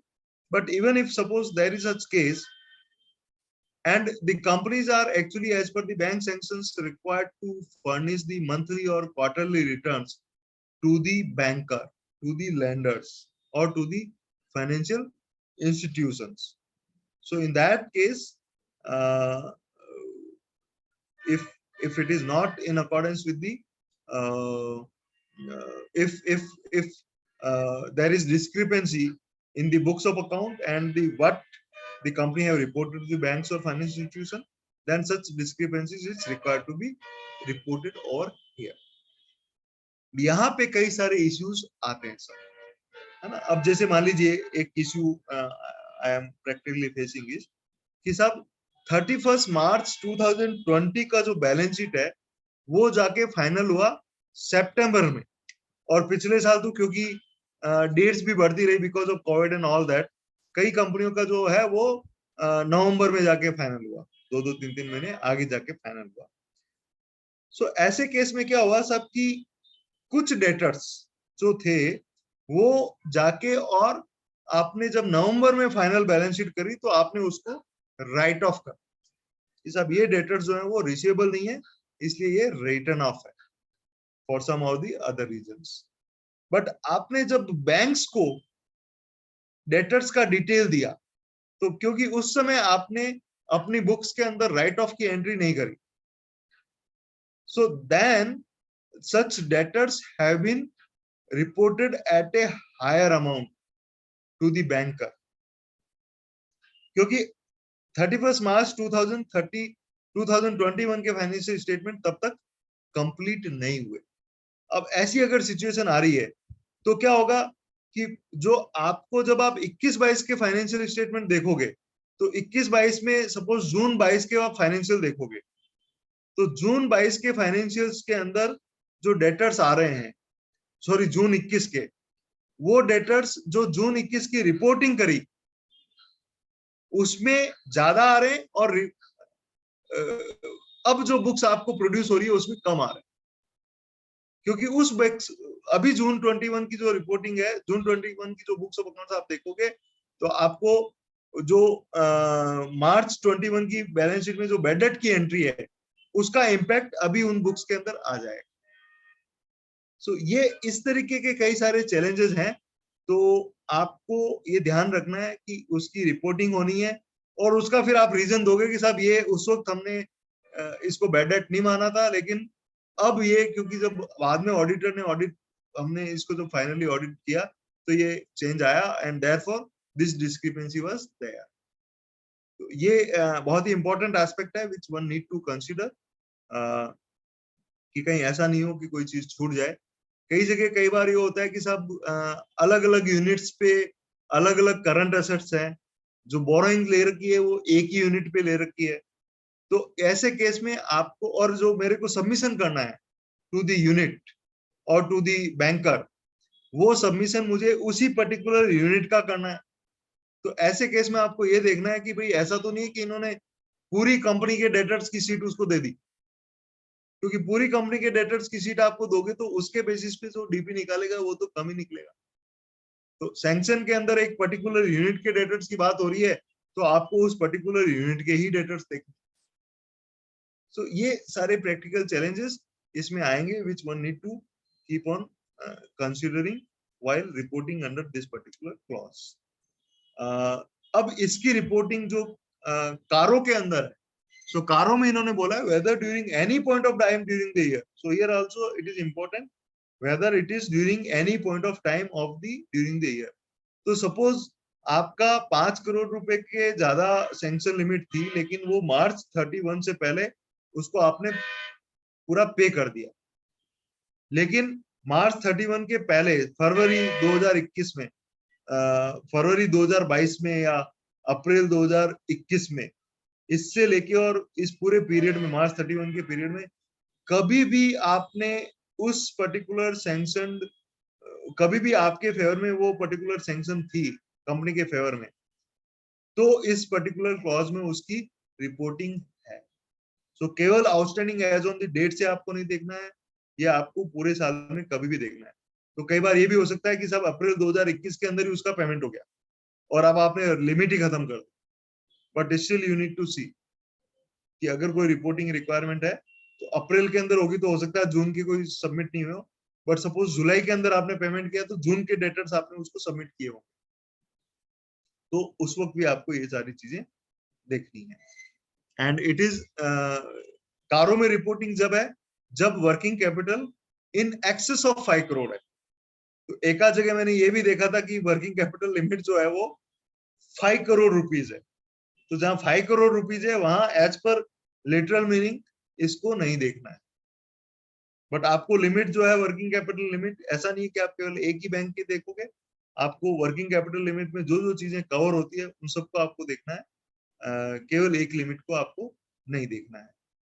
So whether the quarterly returns or statements filed by the company with such banks or financial institutions are in agreement, तो ये आपको quarterly return से देखना है। तो हो सकता है एज पर सैंक्शन लेटर जो है मंथली रिपोर्टिंग जा रही हो, लेकिन आपको हर क्वार्टर जो रिपोर्टिंग हो रही है जून दिसंबर और जून सितंबर दिसंबर और मार्च, उस रिपोर्टिंग को आपको देखना है और न कि मंथली रिपोर्टिंग को। अब इसमें बहुत बड़े चैलेंजेस जो दोनों क्लॉजेस में आ सकते हैं वो ये आ सकते हैं कि साहब पर्टिकुलर जो बुक्स ऑफ अकाउंट है वो प्रॉपर तरीके से लिखी ही नहीं गई जब इन्होंने सबमिट किया, और जब बाद में लिखी तो ये इस तरीके के चेंजेस आ गए जो मैं जैसे बैड डेट की बात कर रहा हूँ।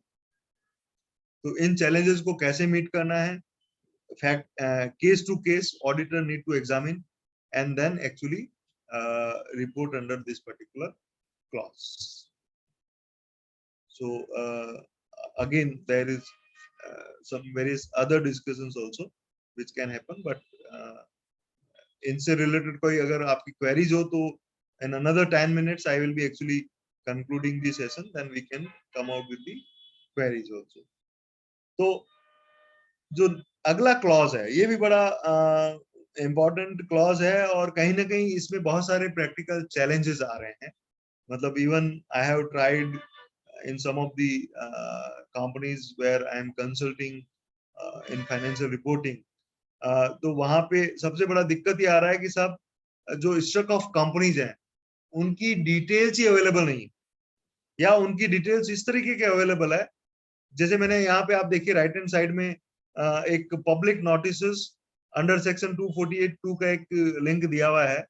फॉर पॉजिटिव ऑफ टाइम मैं इसको खोलूंगा नहीं, बट इस लिंक पे अगर आप जाते हो तो then there are around 200 pages, है ना, और हर पेज पे करीब 5 एमसीए के किसी न किसी उसके नोटिफिकेशंस हैं, सर्कुलर्स हैं, और उसमें एक आ गया है कि भाई ये कंपनीज स्ट्रक ऑफ हुई है, और वो पिछले 5-7 सालों के हैं जो भी हैं, और सारे जो नोटिफिकेशंस हैं वो पीडीएफ फाइल है signed by some of the officer of the MCA of various ROCs.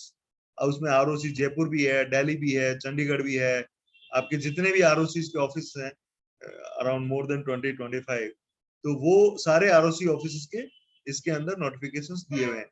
अब वो भी कंप्लीट है या नहीं है, ये भी एक इश्यू है, but again a cumbersome job to identify that who are struck off companies.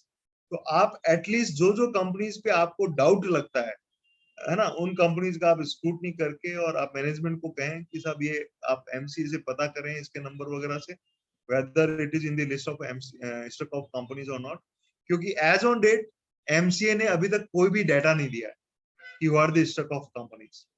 हालांकि इन्फोसिस का अगर अपन एनुअल रिपोर्ट देखें तो उन्होंने अपना डाटा में स्टॉक ऑफ कंपनीज का डिटेल दिया है एनुअल रिपोर्ट के अंदर, बट इन्फोसिस जो है वो अल्टीमेटली खुद ही जो है एमसीए को मैनेज कर रही है, पूरे उसका एमसीए 21 पोर्टल को, तो हो सकता है उनके पास में डिटेल्स हो, but publicly it is not available.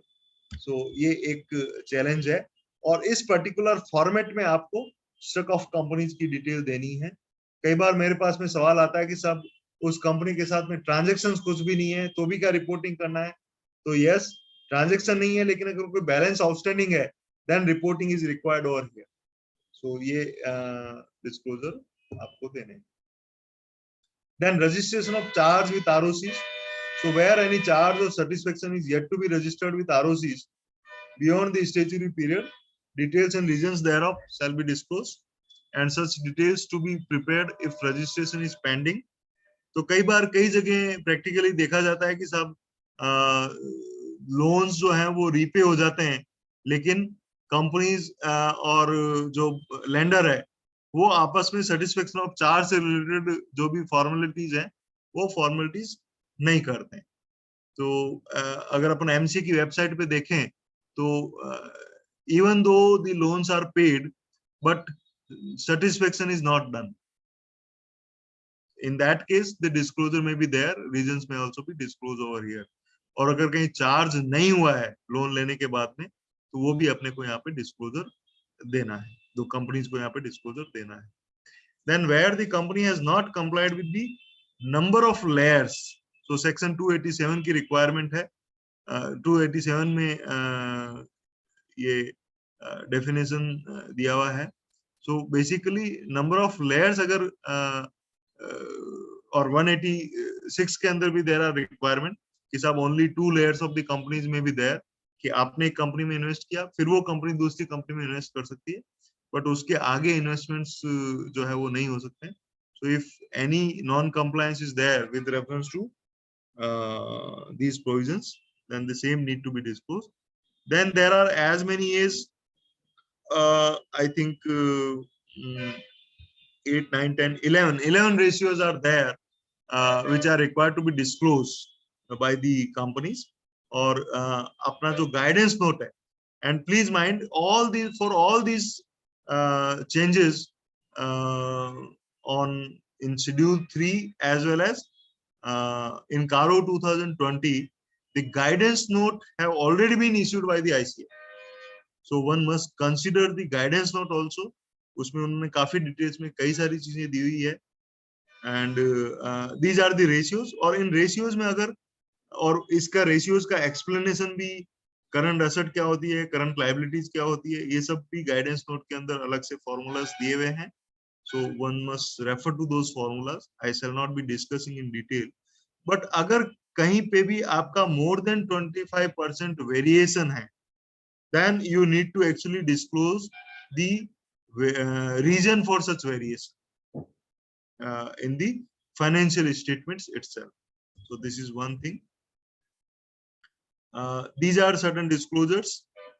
Scheme of arrangement, I do not find it much relevant.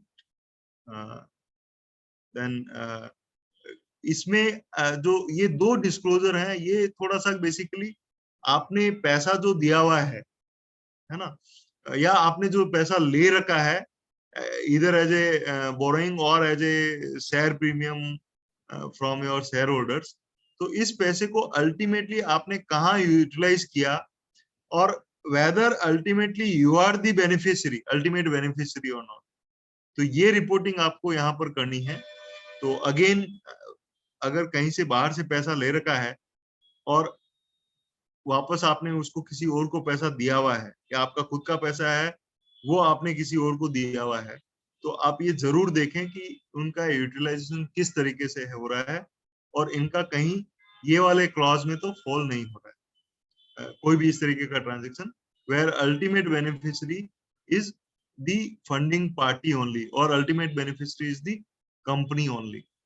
तो ये बेसिकली काफी वेरिफिकेशन का काम है, जो आपको फंड कहाँ से कहाँ आगे से आगे जा रहा है, ये भी आपको देखना है। And you have to also take a representation from the management about this. Then there is disclosure with reference to the cryptocurrencies. So where the company has traded or invested in the cryptocurrency or virtual currency during the financial year, then disclose the following: any profit or loss on the transactions, any amount of currency held at the reporting date, or any deposits or advance from any person for trading or investing in the cryptocurrencies. So मेरे ख्याल से अभी अपने जो clients हैं वो generally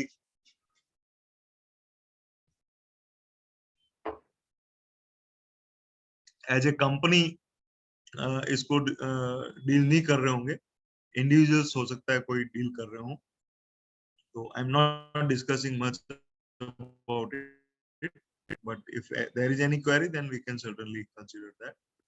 Then undisclosed income, है ना, the company shall give details of any transactions not recorded in the books of account that has been surrendered or disclosed as income during the year in the tax assessment. क्या करती है, जब कभी भी उनके यहाँ सर्च होती है तो वो सर्चेस का टैक्स का पैसा तो यहाँ पे अकाउंट फॉर कर दिया, लेकिन उसकी जो इनकम अल्टीमेटली एसेस हुई उसको आप कैपिटलाइज नहीं करते, तो वो रिपोर्टिंग आपको यहाँ पे करनी है। जी थोड़ा डिस्टरबेंस है जी।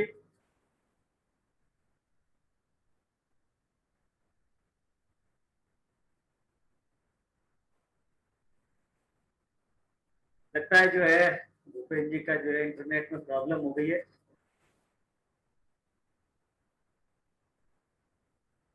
मीनवाइल एक पर्टिकुलरली जहां मेरे को नजर आता है, जो कंपनी जो व्हीकल जो लोन ले लेती हैं,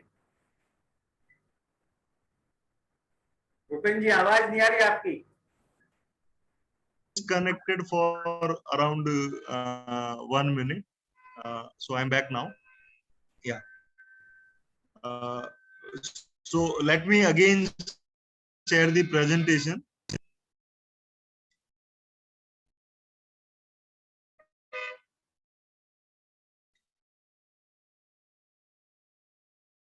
हम बात कर रहे थे, सो अगर इस इनकम को कैपिटलाइज करके और हमने बुक्स ऑफ अकाउंट्स में वापस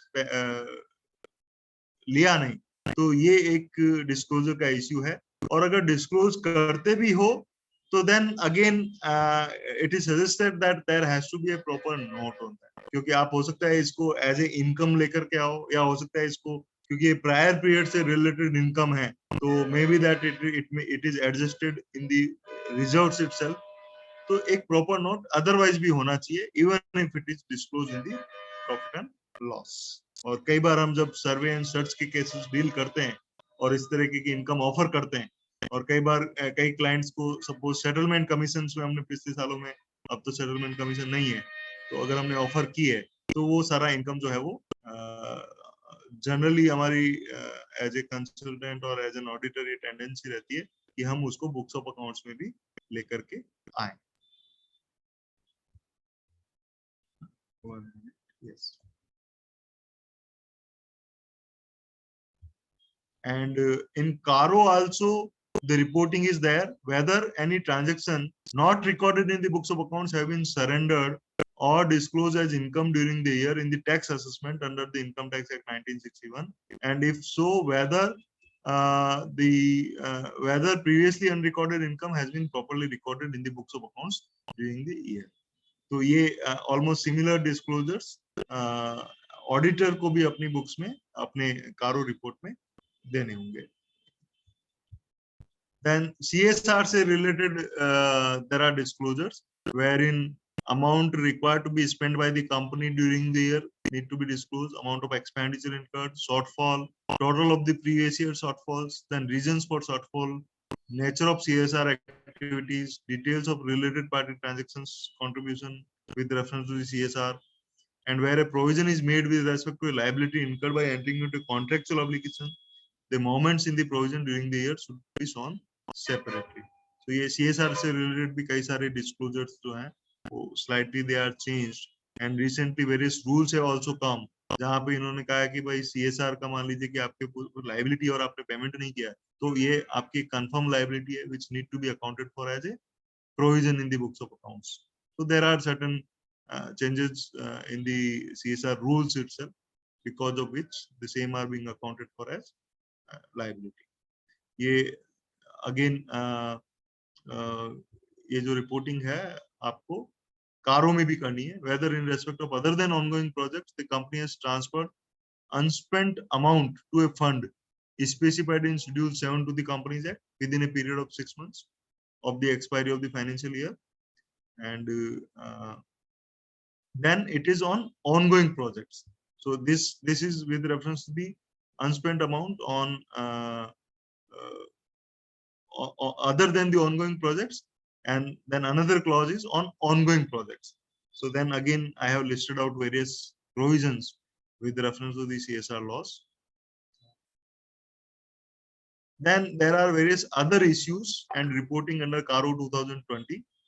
So I would just touch upon these things because in most of the cases there are no changes, but in some of the cases there are changes also. So PP, I think most of the things I have already discussed.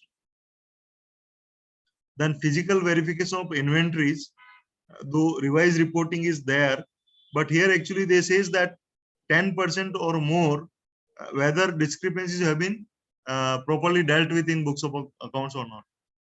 So on that only one is required to report. But so far as financial statements are concerned, even if it is less than 10%, then also the discrepancies should be actually adjusted in the books of accounts.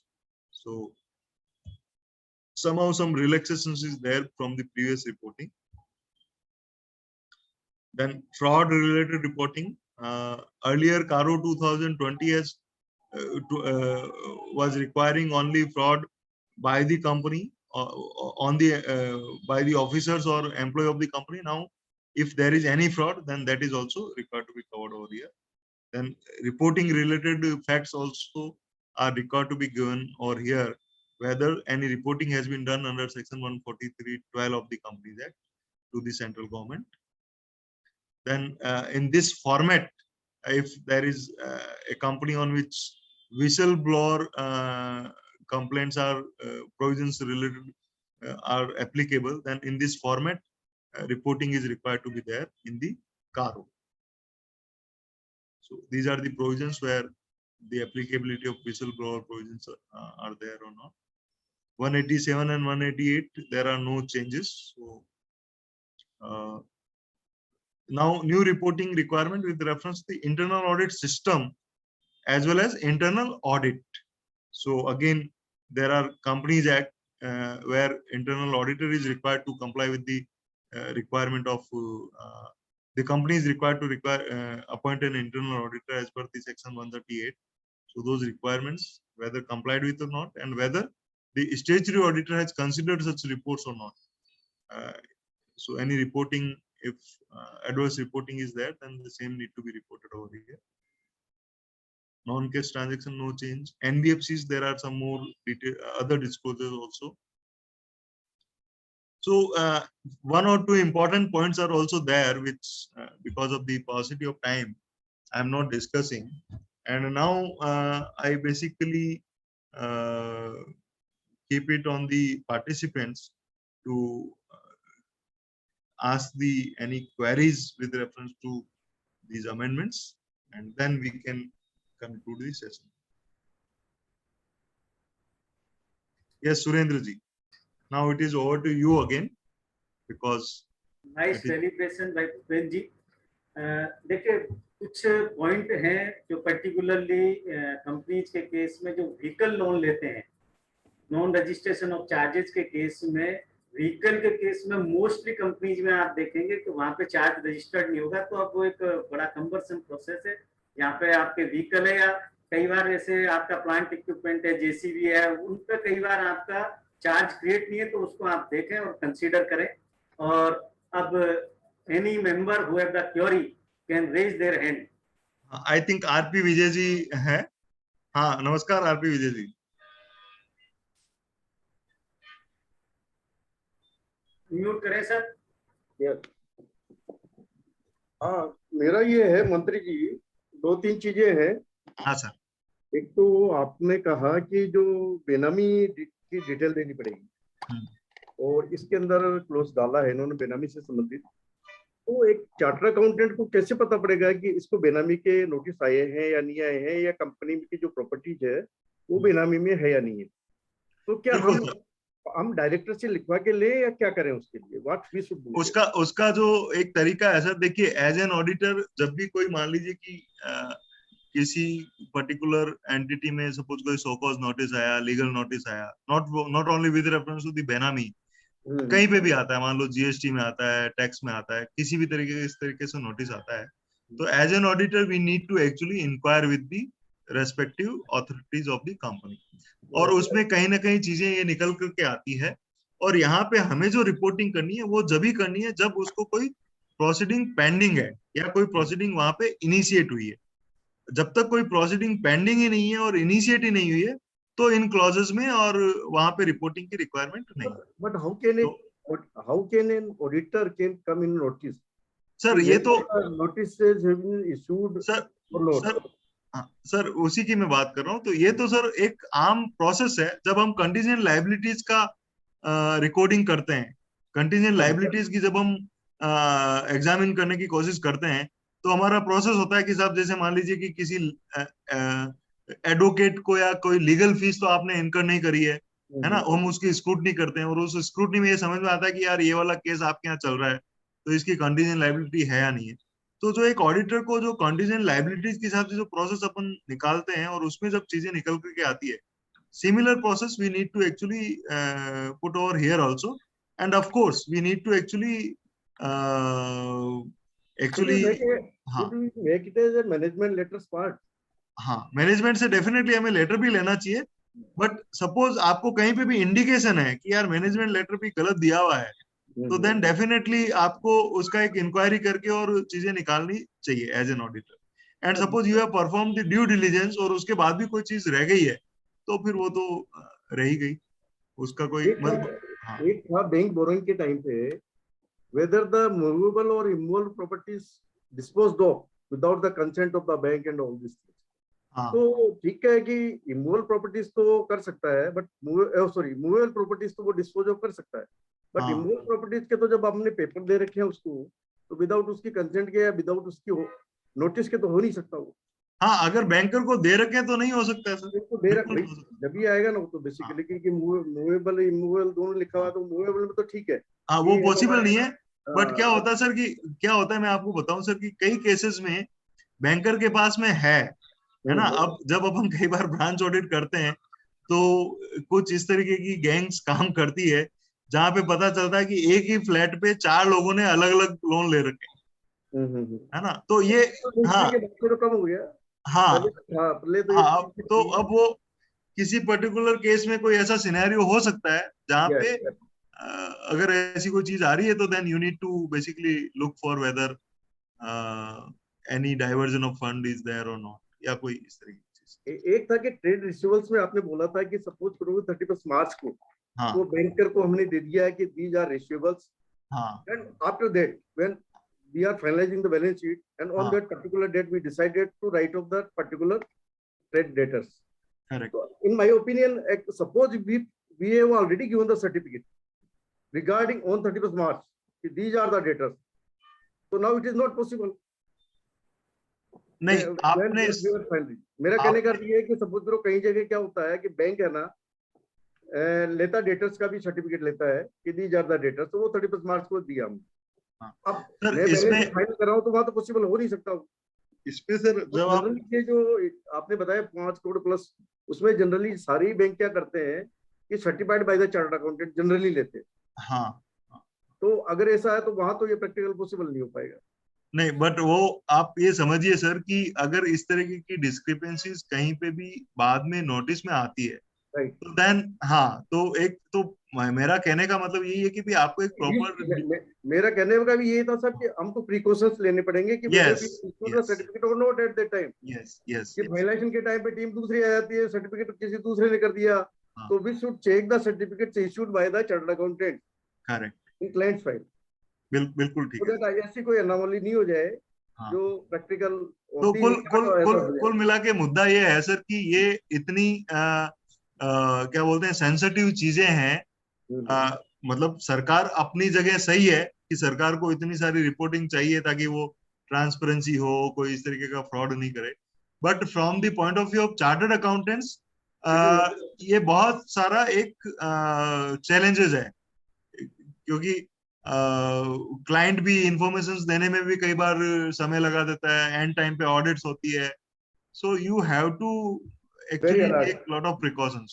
Yes. दूसरा ये था close 3 second B के अंदर आपने लिखा था working capital loans above 5 crore. हाँ इसके अंदर जो सिक्योरिटी है रेंटल सेट्स की दी है, तो बेसिकली उसमें क्या लिखा है कि लिमिट सैंक्शन नॉट यूटिलाइज्ड। बिल्कुल, ये very important. What is the purpose of this particular? Sir इन्होंने जो सैंक्शन लिखा है, तो अगर आप मान लीजिए आपका आउटस्टैंडिंग 5 करोड़ से कम है तो भी, लेकिन सैंक्शन 5 करोड़ से ज्यादा है, 5.5 करोड़ है, 6 करोड़ है, नहीं, बट तो भी उसके अंदर लिखा है सर बेसिकली कि रिटर्न सबमिटेड बाय द हाँ क्लाइंट। तो रिटर्न्स तो मैं डेफिनेटली जो मेरे पास है, जो मैंने यूटिलाइज कर रखी है उसी की दूंगा। बिल्कुल सही बैंक पावर तो मेरी उसी की बनेगी। तो इसका मतलब ये है सर कि आपको इस क्लॉज में रिपोर्टिंग जब करनी है जब 5 करोड़ से ऊपर का सैंक्शन है, या और हो सकता है आउटस्टैंडिंग 5 करोड़ से कम हो, तो उसके जो ओवरऑल डेटर्स आएंगे वो सब चीजें आएंगे, वो according to that drawing power limit जो भी उसको सैंक्शन हुई है बट वो डिस्क्रिपेंसी तो आएगी ना सर। मेरी तो लिमिट तो सैंक्शन ज्यादा है, मेरे तो नहीं, डिस्क्रिपेंसी ऐसे नहीं आएगी सर। डिस्क्रिपेंसी आपको देखनी है सर जो आपने उनको सबमिट किया है। सपोज आपकी बुक्स में 4 करोड़ ही सबमिट हुआ है, आपकी बुक्स में 4 करोड़ के ही डेटर हैं, और उसके बेसिस पे 3.5 करोड़ का उन्होंने डीपी दे रखा है, तो और आपने बुक्स और आपका जो रिटर्न है दोनों मैच कर रहे हैं, so there is no issue. No. हाँ, बट आपको रिपोर्टिंग वहां करनी है जहां सैंक्शन 5 करोड़ से ज्यादा है, सैंक्शन 5 करोड़ से कम है तो रिपोर्टिंग की जरूरत। राइट। अच्छा, मैं ये पूछ रहा था, ये सारी जो चेंजेस लाए हैं बेसिकली मेरे को तो ऐसा लगता है कि ये बैंकों के लिए लाए हैं क्या, कि बैंक का पैसा डूबे नहीं? What is the purpose of this? मतलब मेरा कहने का अर्थ क्या है कि सारी चीजें देखने के बाद में ऐसा लगता है just to secure the banks and financial institution they have brought out all this changes. Sir कहीं ना कहीं स्टेक होल्डर का इंटरेस्ट सिक्योर करने के लिए है, और ये चाहते हैं कि भाई जो भी चीजें हैं आपको यहाँ पे ओपनली डिस्क्लोज करो। बट लाइक हमारी तो रिस्पॉन्सिबिलिटी तो बहुत आगे, बहुत। एक मिनट सर, मैं चार्ज प्लग कर लेता हूँ, एक मिनट।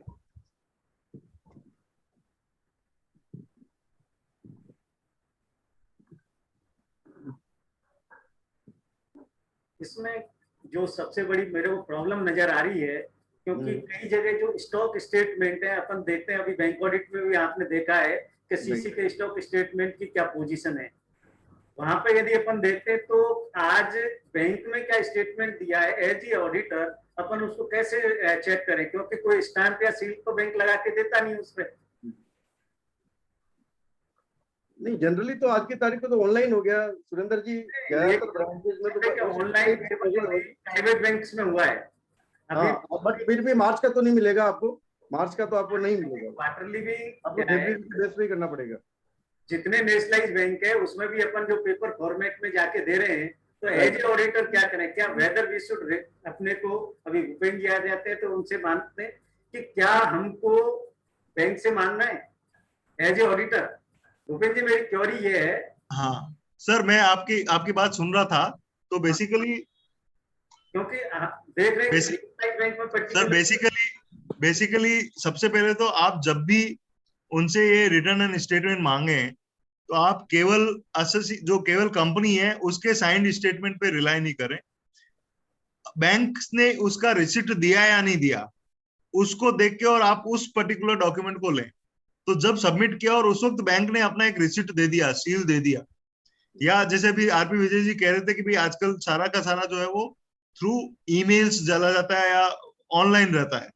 अगर हाँ एक मिनट सर, अगर उससे वेरीफाई हो रहा है तब तो यस, बट अगर मान लीजिए कि उससे वेरीफाई नहीं हो रहा है तो जो भी बैंक स्टेटमेंट उन्होंने सबमिट किए हैं फिर आप बैंक से कंफर्मेशन लीजिए कि साहब ये इन्होंने यही वाले सबमिट किए।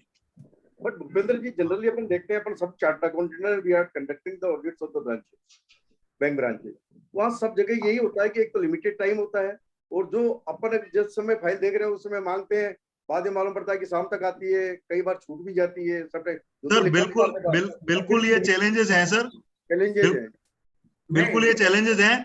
बट इसमें फिर मतलब आपको कहीं से भी ये वेरीफाई नहीं हो रहा है कि एक्चुअल में बैंक में कौन सा सबमिट हुआ है, तो फिर आप स्पेशली लिखें कि साहब जो हमको कंपनी ने दिए उससे हमने वेरीफाई किया है, लेकिन हम ये वेरीफाई नहीं किए कि बैंक में ये सबमिट हुआ है। ये मतलब नहीं तो कल को आपके ऊपर क्वेश्चन आ जाएगा साहब इन्होंने तो रॉन्ग सबमिट किया था।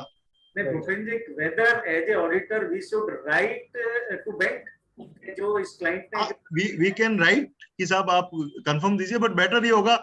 नहीं तो क्या होगा सर, आप अगर इतना काम आप खुद ही करने लगे ना तो फिर पता चला आप ही कर रहे हो तो जितने काम, हाँ अभी तो काफी सुधार आ गया वैसे तो बैंकों में, क्योंकि ऑनलाइन हो गया ना, क्योंकि ये भी स्टॉक स्टेटमेंट हाँ काफी देने लग गए। और मेरे ख्याल से अगर कहीं चैलेंजेस आते हैं तो कोई कंपनी स्पेसिफिक चैलेंजेस होंगे, बाकी बैंक्स जो है वो देते हैं।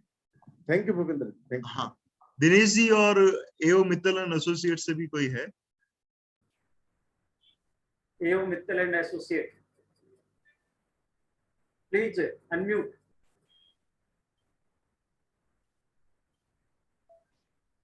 चलिए, ये जब तक दिनेश जी को लेते हैं। दिनेश जी। हाँ मंत्री जी, आवाज आ रही है मेरी? अरे बिल्कुल आ रही है सर, आपकी बुलंद आवाज है।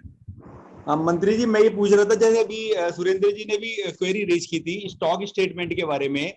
तो स्टॉक स्टेटमेंट तो बड़े कैजुअली और सभी लोग मतलब 31 मार्च का स्टॉक स्टेटमेंट 7 तारीख को दे दिया, कुछ भी लिख के दिया, वहां से बैंक की रिसिप्ट भी आ जाएगी। तो क्या वो स्टॉक स्टेटमेंट और 31 मार्च का वैल्यूएशन से हम लोग उसको डिफरेंस निकालें?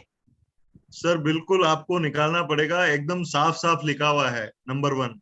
अब आप कहते हो कि साहब ये स्टॉक स्टेटमेंट यही सबमिट नहीं हुआ, ये भी एक इश्यू है, तो वो भी आपको देखना है कि उसको कैसे रिपोर्टिंग डील करें। अच्छा, इसमें एक सवाल ये भी आता है, एक मिनट, इसमें एक सवाल ये भी आता है कि by the way suppose there are differences और आपके कैलकुलेशन के हिसाब से आपको ये समझ में आता है कि साहब इन्होंने जो है ड्राइंग पावर इनका ज्यादा वो हो गया है, वर्कआउट हो गया, हाँ है ना, तो फिर आपको ये भी समझना पड़ेगा कि कहीं ये फ्रॉड के अंदर तो नहीं आ रहा है ना, क्योंकि सेक्शन 447 में फ्रॉड वाली भी चीजें आ रही है। अगर ऐसा कंक्लूजन हो रहा है तो फिर 143(12) के अंदर आपको एज एन ऑडिटर रिपोर्टिंग करनी। तो ये मतलब आपका क्वेश्चन बिल्कुल वैलिड है, but at the same time ये सब चैलेंजेस जो हैं वो हैं।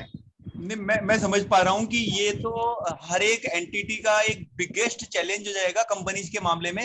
बिल्कुल बिल्कुल, तो इसीलिए आप कंपनी का ऑडिट अभी जुलाई अगस्त सितंबर में शुरू मत करो, आप अभी से ही शुरू कर दो। और जो ऑडिट आपको लग रहा है कि ये प्रॉब्लम है उसको छोड़ दो, उसका ऑडिट नहीं होगा, कोई खास बात नहीं है, आप बचे हुए रहोगे। और इसका मतलब अगर इसका सेकंड एस्पेक्ट अगर अपन देखें तो जब बैंक ऑडिट करेंगे तो हमको वो बैलेंस शीट और भी ज्यादा अच्छी लग पाएगी अब, और बैलेंस शीट को पढ़ के हम लोग प्रॉपर ऑडिट भी कर पाएंगे। इसका मतलब तो ये हो गया। डेफिनेटली, अगर बैलेंस शीट में इतनी सारी इंफॉर्मेशन लिखी हुई है तो सब कुछ तो सामने ही आ गया, तो कुछ भी करने की जरूरत नहीं पड़ेगी ना, वो तो ऑडिटर जो उसका स्टेच्यूटरी ऑडिटर निकाल के दे रहा है अपने को। तो नहीं, वो दे तो रहा है, लेकिन वो उनकी वजह से इम्प्लीकेशंस आपके 705, 706, 701 में क्या है वो भी तो आपको रिपोर्ट करने पड़ेंगे। सर्टेनली ये एक बड़ा हाँ, चैलेंज आएगा कंपनीज में। हाँ, हाँ, हाँ। बिल्कुल बिल्कुल ठीक, थैंक यू सर। जी, इसमें एक क्वेश्चन मैं ऐड ऑन करता हूँ कि जो स्टॉक स्टेटमेंट में डिफरेंस है, एक तो आपका जो बैंक में दिया है वो हायर साइड में स्टॉक स्टेटमेंट हो सकता है, दूसरा कई बार क्या होता है कि लिमिट में से 2 करोड़ की है और आपका जो है एक्चुअल में स्टॉक आपका 10 करोड़ का आता है, डीपी आपकी 3 करोड़ पे बन जाती है, तो कई बार 3 करोड़ का स्टेटमेंट दे देता है। तो दोनों पॉजिटिव और नेगेटिव दोनों ही स्टॉक आपको डिफरेंस इसमें रिपोर्ट करने। देखिए, रिपोर्ट इसमें दोनों ही करने हैं। अगर पॉजिटिव है, मान लो आपने इन्होंने ज्यादा दे दिया और बुक्स में ज्यादा और इन्होंने कम दे दिया, तो भी आप रिपोर्ट कर दीजिए और एक लिख दीजिए कि साहब इसका अल्टीमेटली ड्राइंग पावर पे भी इसका कोई इम्पैक्ट आया नहीं है, तो they have reported is lesser. और कई बार क्या होता है, जैसे मान लीजिए कि 4 यूनिट है, चारों का ही पड़ा हुआ है, लेकिन आपने यूटिलाइज ही एक का किया हो तो आपने एक का ही दे दिया, तो आप उससे रीजन ले लीजिए कि साहब ये इस तरीके का रीजन है, तो ये चीज इस तरीके से चल जाएगी। ये arrow Mittal and associate please unmute. I think उनकी वॉइस नहीं आ रही है। उनका एक जो क्वेरी थी, अच्छा, इन्होंने इसके चेक बॉक्स में क्वेरी दी है। नहीं, अब ये तो इन्होंने लिखा है कि loan given to director and received before 31 March, what is the compliance. तो ये कंप्लायंस तो जो सेक्शन 187 और सॉरी 177 एज वेल एज 188 के रेफरेंस में जो कंप्लायंसेस है रिलेटेड पार्टी को जब भी आप लोन देते हो, है ना, तो एक तो वो हो गया, प्लस 185 में क्या आप लोन टू डायरेक्टर दे भी नहीं सकते ना, तो वो भी एक इश्यू आ गया, तो वो नॉन कंप्लायंस हो सकता है। लगता है कि एनी क्वेरी फ्रॉम एनी एक इनका एक ये जो आया है, अभिनव कुमार जी ने लिखा है कि generally stock statements are furnished as on 15/3 instead of 31/3। तो अगर ऐसा है तो फिर आप उनको बोलो कि भैया 15/3 का तुम्हारा स्टॉक का क्या बैलेंस है, वो भी मुझे ट्रायल बैलेंस निकाल करके दो, और उससे आपको वेरीफाई करना पड़ेगा, क्योंकि क्वार्टरली में 15 दिन कवर हो जाएगा। तो ये इस तरीके की जो स्ट्रेटेजीज लोग अपनाते हैं ना, वो भी कहीं ना कहीं आपको एज ए रिपोर्टिंग करनी है। या फिर जो 31/3 का जो बैलेंस इन्होंने रिपोर्ट किया है, इसका जो दूसरा तरीका यह है कि 31/3 में जो अल्टीमेटली स्टॉक आया और 15/3 में इन्होंने जो रिपोर्ट किया, तो आप एक उसका वो बनाइए, जो परचेजेज हुई है उनको आप लेस करिए, और जो सेल्स हुआ है इस पीरियड के दौरान उसको ऐड करिए, उसके बाद 15 दिन का क्या स्टॉक आता है वो निकालिए, और उस स्टॉक से ये वेरिएशन तो नहीं है जो इन्होंने सबमिट किया है। So that is how as an auditor you should think of. मतलब ये नहीं हो सकता कि साहब उन्होंने 15 दिन का किया तो हम तो वेरीफाई नहीं कर पाए। You have to have use your professional skepticism and then see the things. Yes. Any other query from any member? लगता है भूपेंद्र जी बहुत ही शानदार आपने डेलिब्रेशन दिया, मेंबर्स एंजॉय हुए, लास्ट तक जो मेंबर्स रहे। Now I invite chairman Kuldeep Gupta ji for vote of thanks. Thank you so much, Dhaked sir, for moderating the session in a very grateful manner, and also thanks to today's speaker Bhupendra Mantri sir. जब भी ये जो topic जब जैसे 31 मार्च को खत्म होने के बाद में मेंबर्स बैंक ऑडिट से फ्री हुए, तो उनका सबसे बड़ा और जो कंसर्न था वो, और जो सबसे बड़ी जो उनको प्रॉब्लम थी, वो रिवाइज जो शेड्यूल है उसके रिगार्डिंग, और जो कारो की जो कंप्लायंस जो कि अपडेटेड हुई है उसके रिगार्डिंग थी। और हम धन्यवाद कहना चाहेंगे जयपुर ब्रांच जो आज के स्पीकर है, तो उन्होंने इतना डिटेल्ड मैनर और इतना सिंपल वे में जो पूरे जो जो जो कॉम्प्लिकेशन हो सकती थी उसका प्रैक्टिकल मैनर में आपने सॉल्यूशन दिया। अब हम मेंबर्स को, जैसे अभी आपने देखा होगा कि बैंक ऑडिट में अब की बार जो अपन यूडीन जो जनरेट कर रहे थे उसमें एमओसी के फिगर्स भी थे उसके अंदर। वो एमओसी का फिगर ऐसा नहीं था कि अपन उस चीज को लेके अपने कोई चीज करेंगे, मतलब कोई अपना कोई क्लेम है, बट एटलीस्ट जो अथॉरिटीज है हम उनको ये तो शो करेंगे कि हमारी वैल्यू क्या है किसी सिस्टम में। ये चीज हमें समझनी पड़ेगी, क्योंकि कोई भी चीज अपन कैजुअल मैनर में नहीं ले सकते। जैसा कि अभी बताया कि इवन एक कोई बोरोवर ने अगर लोन भी लिया है, अगर उसके बारे में स्टॉक स्टेटमेंट तक का रिपोर्टिंग अगर कारो में हो रही है, तो इसकी इन डेप्थ आप मान सकते हो। मैं तो ये मानता हूँ कि पैरेलल एक ऑडिट है ये कारो की भी रिपोर्टिंग, और मैं तो कहता हूँ इससे बढ़ के है, क्योंकि हो सकता है कि फाइनेंशियल ऑडिट तो सिर्फ एक फाइनेंशियल मैटर तक ही रिलेटेड हो, बट कारो तो आपका एंटी मनी लॉन्ड्रिंग से लेकर आपके कोई जो आपके कैजुअल मतलब कोई भी बेनामी से लेकर आपके किसी भी तरीके के फ्रॉड को सबको रिपोर्टिंग की बात करता है। हम सभी मेंबर्स को इस चीज को बड़ा ही सीरियस मैनर में देखना चाहिए। लास्ट डेट पे जो भी अपने पास कोई वर्क आता है उसको हमें ना कहना चाहिए। जब तक अपने पास किसी काम को करने के लिए प्रॉपर टाइम नहीं मिले, प्रॉपर डॉक्यूमेंट नहीं मिले और रेस्पॉन्स नहीं मिले, किसी भी चीज को कैजुअली या व्हाट्सएप अप्रोच पे अपने को नहीं करना चाहिए कि व्हाट्सएप पे कोई चीज भेज दी है। अगर व्हाट्सएप के through for the mean while कोई चीज आ रही है, कोई इन्फॉर्मेशन आ रही है, तो उसका भी डॉक्यूमेंट अपने को क्रिएट करना चाहिए, क्योंकि डॉक्यूमेंटेशन ही एक वो टूल है जो किसी भी केस में अगर अपने साथ अगर कोई भी पार्टी के साथ कोई भी क्लाइंट के साथ अगर कुछ होता है तो वो हमें सेफ गार्ड प्रोवाइड करवाता है। क्योंकि in absence of proper document कहीं ना कहीं हो सकता है कि हम तकलीफ में आ जाए। अभी मैं जस्ट देख रहा था कि व्हाट्सएप पे भी जैसे अभी कुछ अपडेट आया है कि कंपनी इनकॉर्पोरेशन से रिलेटेड, तो उन्होंने जो भी प्रोफेशनल आइदर वो सी है, सी है, जो भी कंपनी इनकॉर्पोरेशन तक के उसमें क्लोज नंबर 4 में ये तक लिखा हुआ है कि हमने पर्सनली विजिट किया है। हमने किसी भी अगर कंपनी इनकॉर्पोरेशन के लिए अगर कोई भी क्लाइंट अगर अपने से आके बात करता है कि हमें कंपनी इनकॉर्पोरेट कराना है, तो उसमें वो डिक्लेरेशन तक आपसे मांगा हुआ है कि आपने पर्सनली विजिट तक की हुई है। आप सभी मेंबर से ये रिक्वेस्ट है कि किसी भी फॉर्म को सिर्फ ये नहीं कि आपने कोई बेसिक सी डिटेल डाली और वो चीज कर दी, क्योंकि MCA का सर्कुलर भी आ चुका है और जो कॉर्पोरेट लोग जो कमेटी है ICAI की, उसने भी अपना एक नोटिफिकेशन इशू किया है कि मेंबर्स को ड्यू डिलिजेंस आपका करना चाहिए। और जैसा कि मंत्री साहब ने बताया कि जो एक प्रोफेशनल स्केप्टिसिज्म की बात कर रहे हैं अपन, वो आपको हमेशा करना चाहिए। कोस्ट में और टाइम उसमें अपने को नहीं करना चाहिए। अगर आपको किसी काम को करने में अगर कोस्ट में अगर लग रहा है कि इस फीस में हम काम नहीं कर पाएंगे, ना कह ले, बट हमें उस चीज की रिस्क नहीं उठानी जो अपने को प्रोफेशनली अपने को उसको बिहेव करनी पड़े। इसी के साथ मैं धन्यवाद कहना चाहूंगा आज के सभी ऑडियंस का, जिन्होंने इस पूरे प्रोग्राम को ज्वाइन किया और इसका जो इतना नॉलेजफुल सेशन था उसका मजा लिया, एंजॉय करा और अपनी नॉलेज को एनरिच किया। Thank you so much. Thank you members. Thank you, Kuldeep, for the opportunity. Yeah. Thank you everyone for joining this wonderful program. Again, there is a one more जो एक और companies act में एक नया हो रहा है, companies audit and auditors rules 2014 में रूल 11E एंड 11F नया है। तो चेयरमैन साहब से कहेंगे कि फिर इसके ऊपर एक नया प्रोग्राम, नई सेमिनार रखें, क्योंकि again that is the very vast subject. And thank you every member, thank you chairman sir, thank you Mantri sir for joining this program. And there is a one query from Abhinav ji. Can Bhupendra ji please take up it? अच्छा, उन्होंने लिखा है कि lease hold land, रिको का जो lease है land है उसको PPE में दिखाना है या सेपरेटली शो करना है? अच्छा, लीज होल्ड रिको land has to be shown in PPE और सेपरेटली।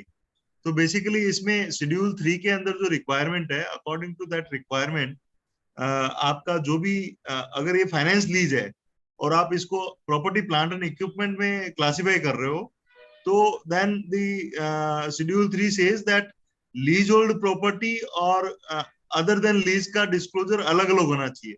तो ये होगा तो प्रॉपर्टी प्लांट एंड इक्विपमेंट में ही if you have acquired it as a finance lease, और as a lease hold land मतलब within property plant and equipment leased and others, ऐसा डिस्क्लोजर शेड्यूल 3 की रिक्वायरमेंट है। So it will be PPE only but as a lease. और अगर आपका operating lease है तो then I think operating lease में आपको केवल रेंटल एक्सपेंस ही अकाउंट फॉर करना होता है, बट रिको से जो जनरली आती है वो फाइनेंस लीज पे आती है। Thank you Bhupendra ji. Okay, thank you Kuldeep ji. Thank you all members for their joining this wonderful program, and we expect the chairman sir to more and more programs on the company law and this audit matters. Thank you.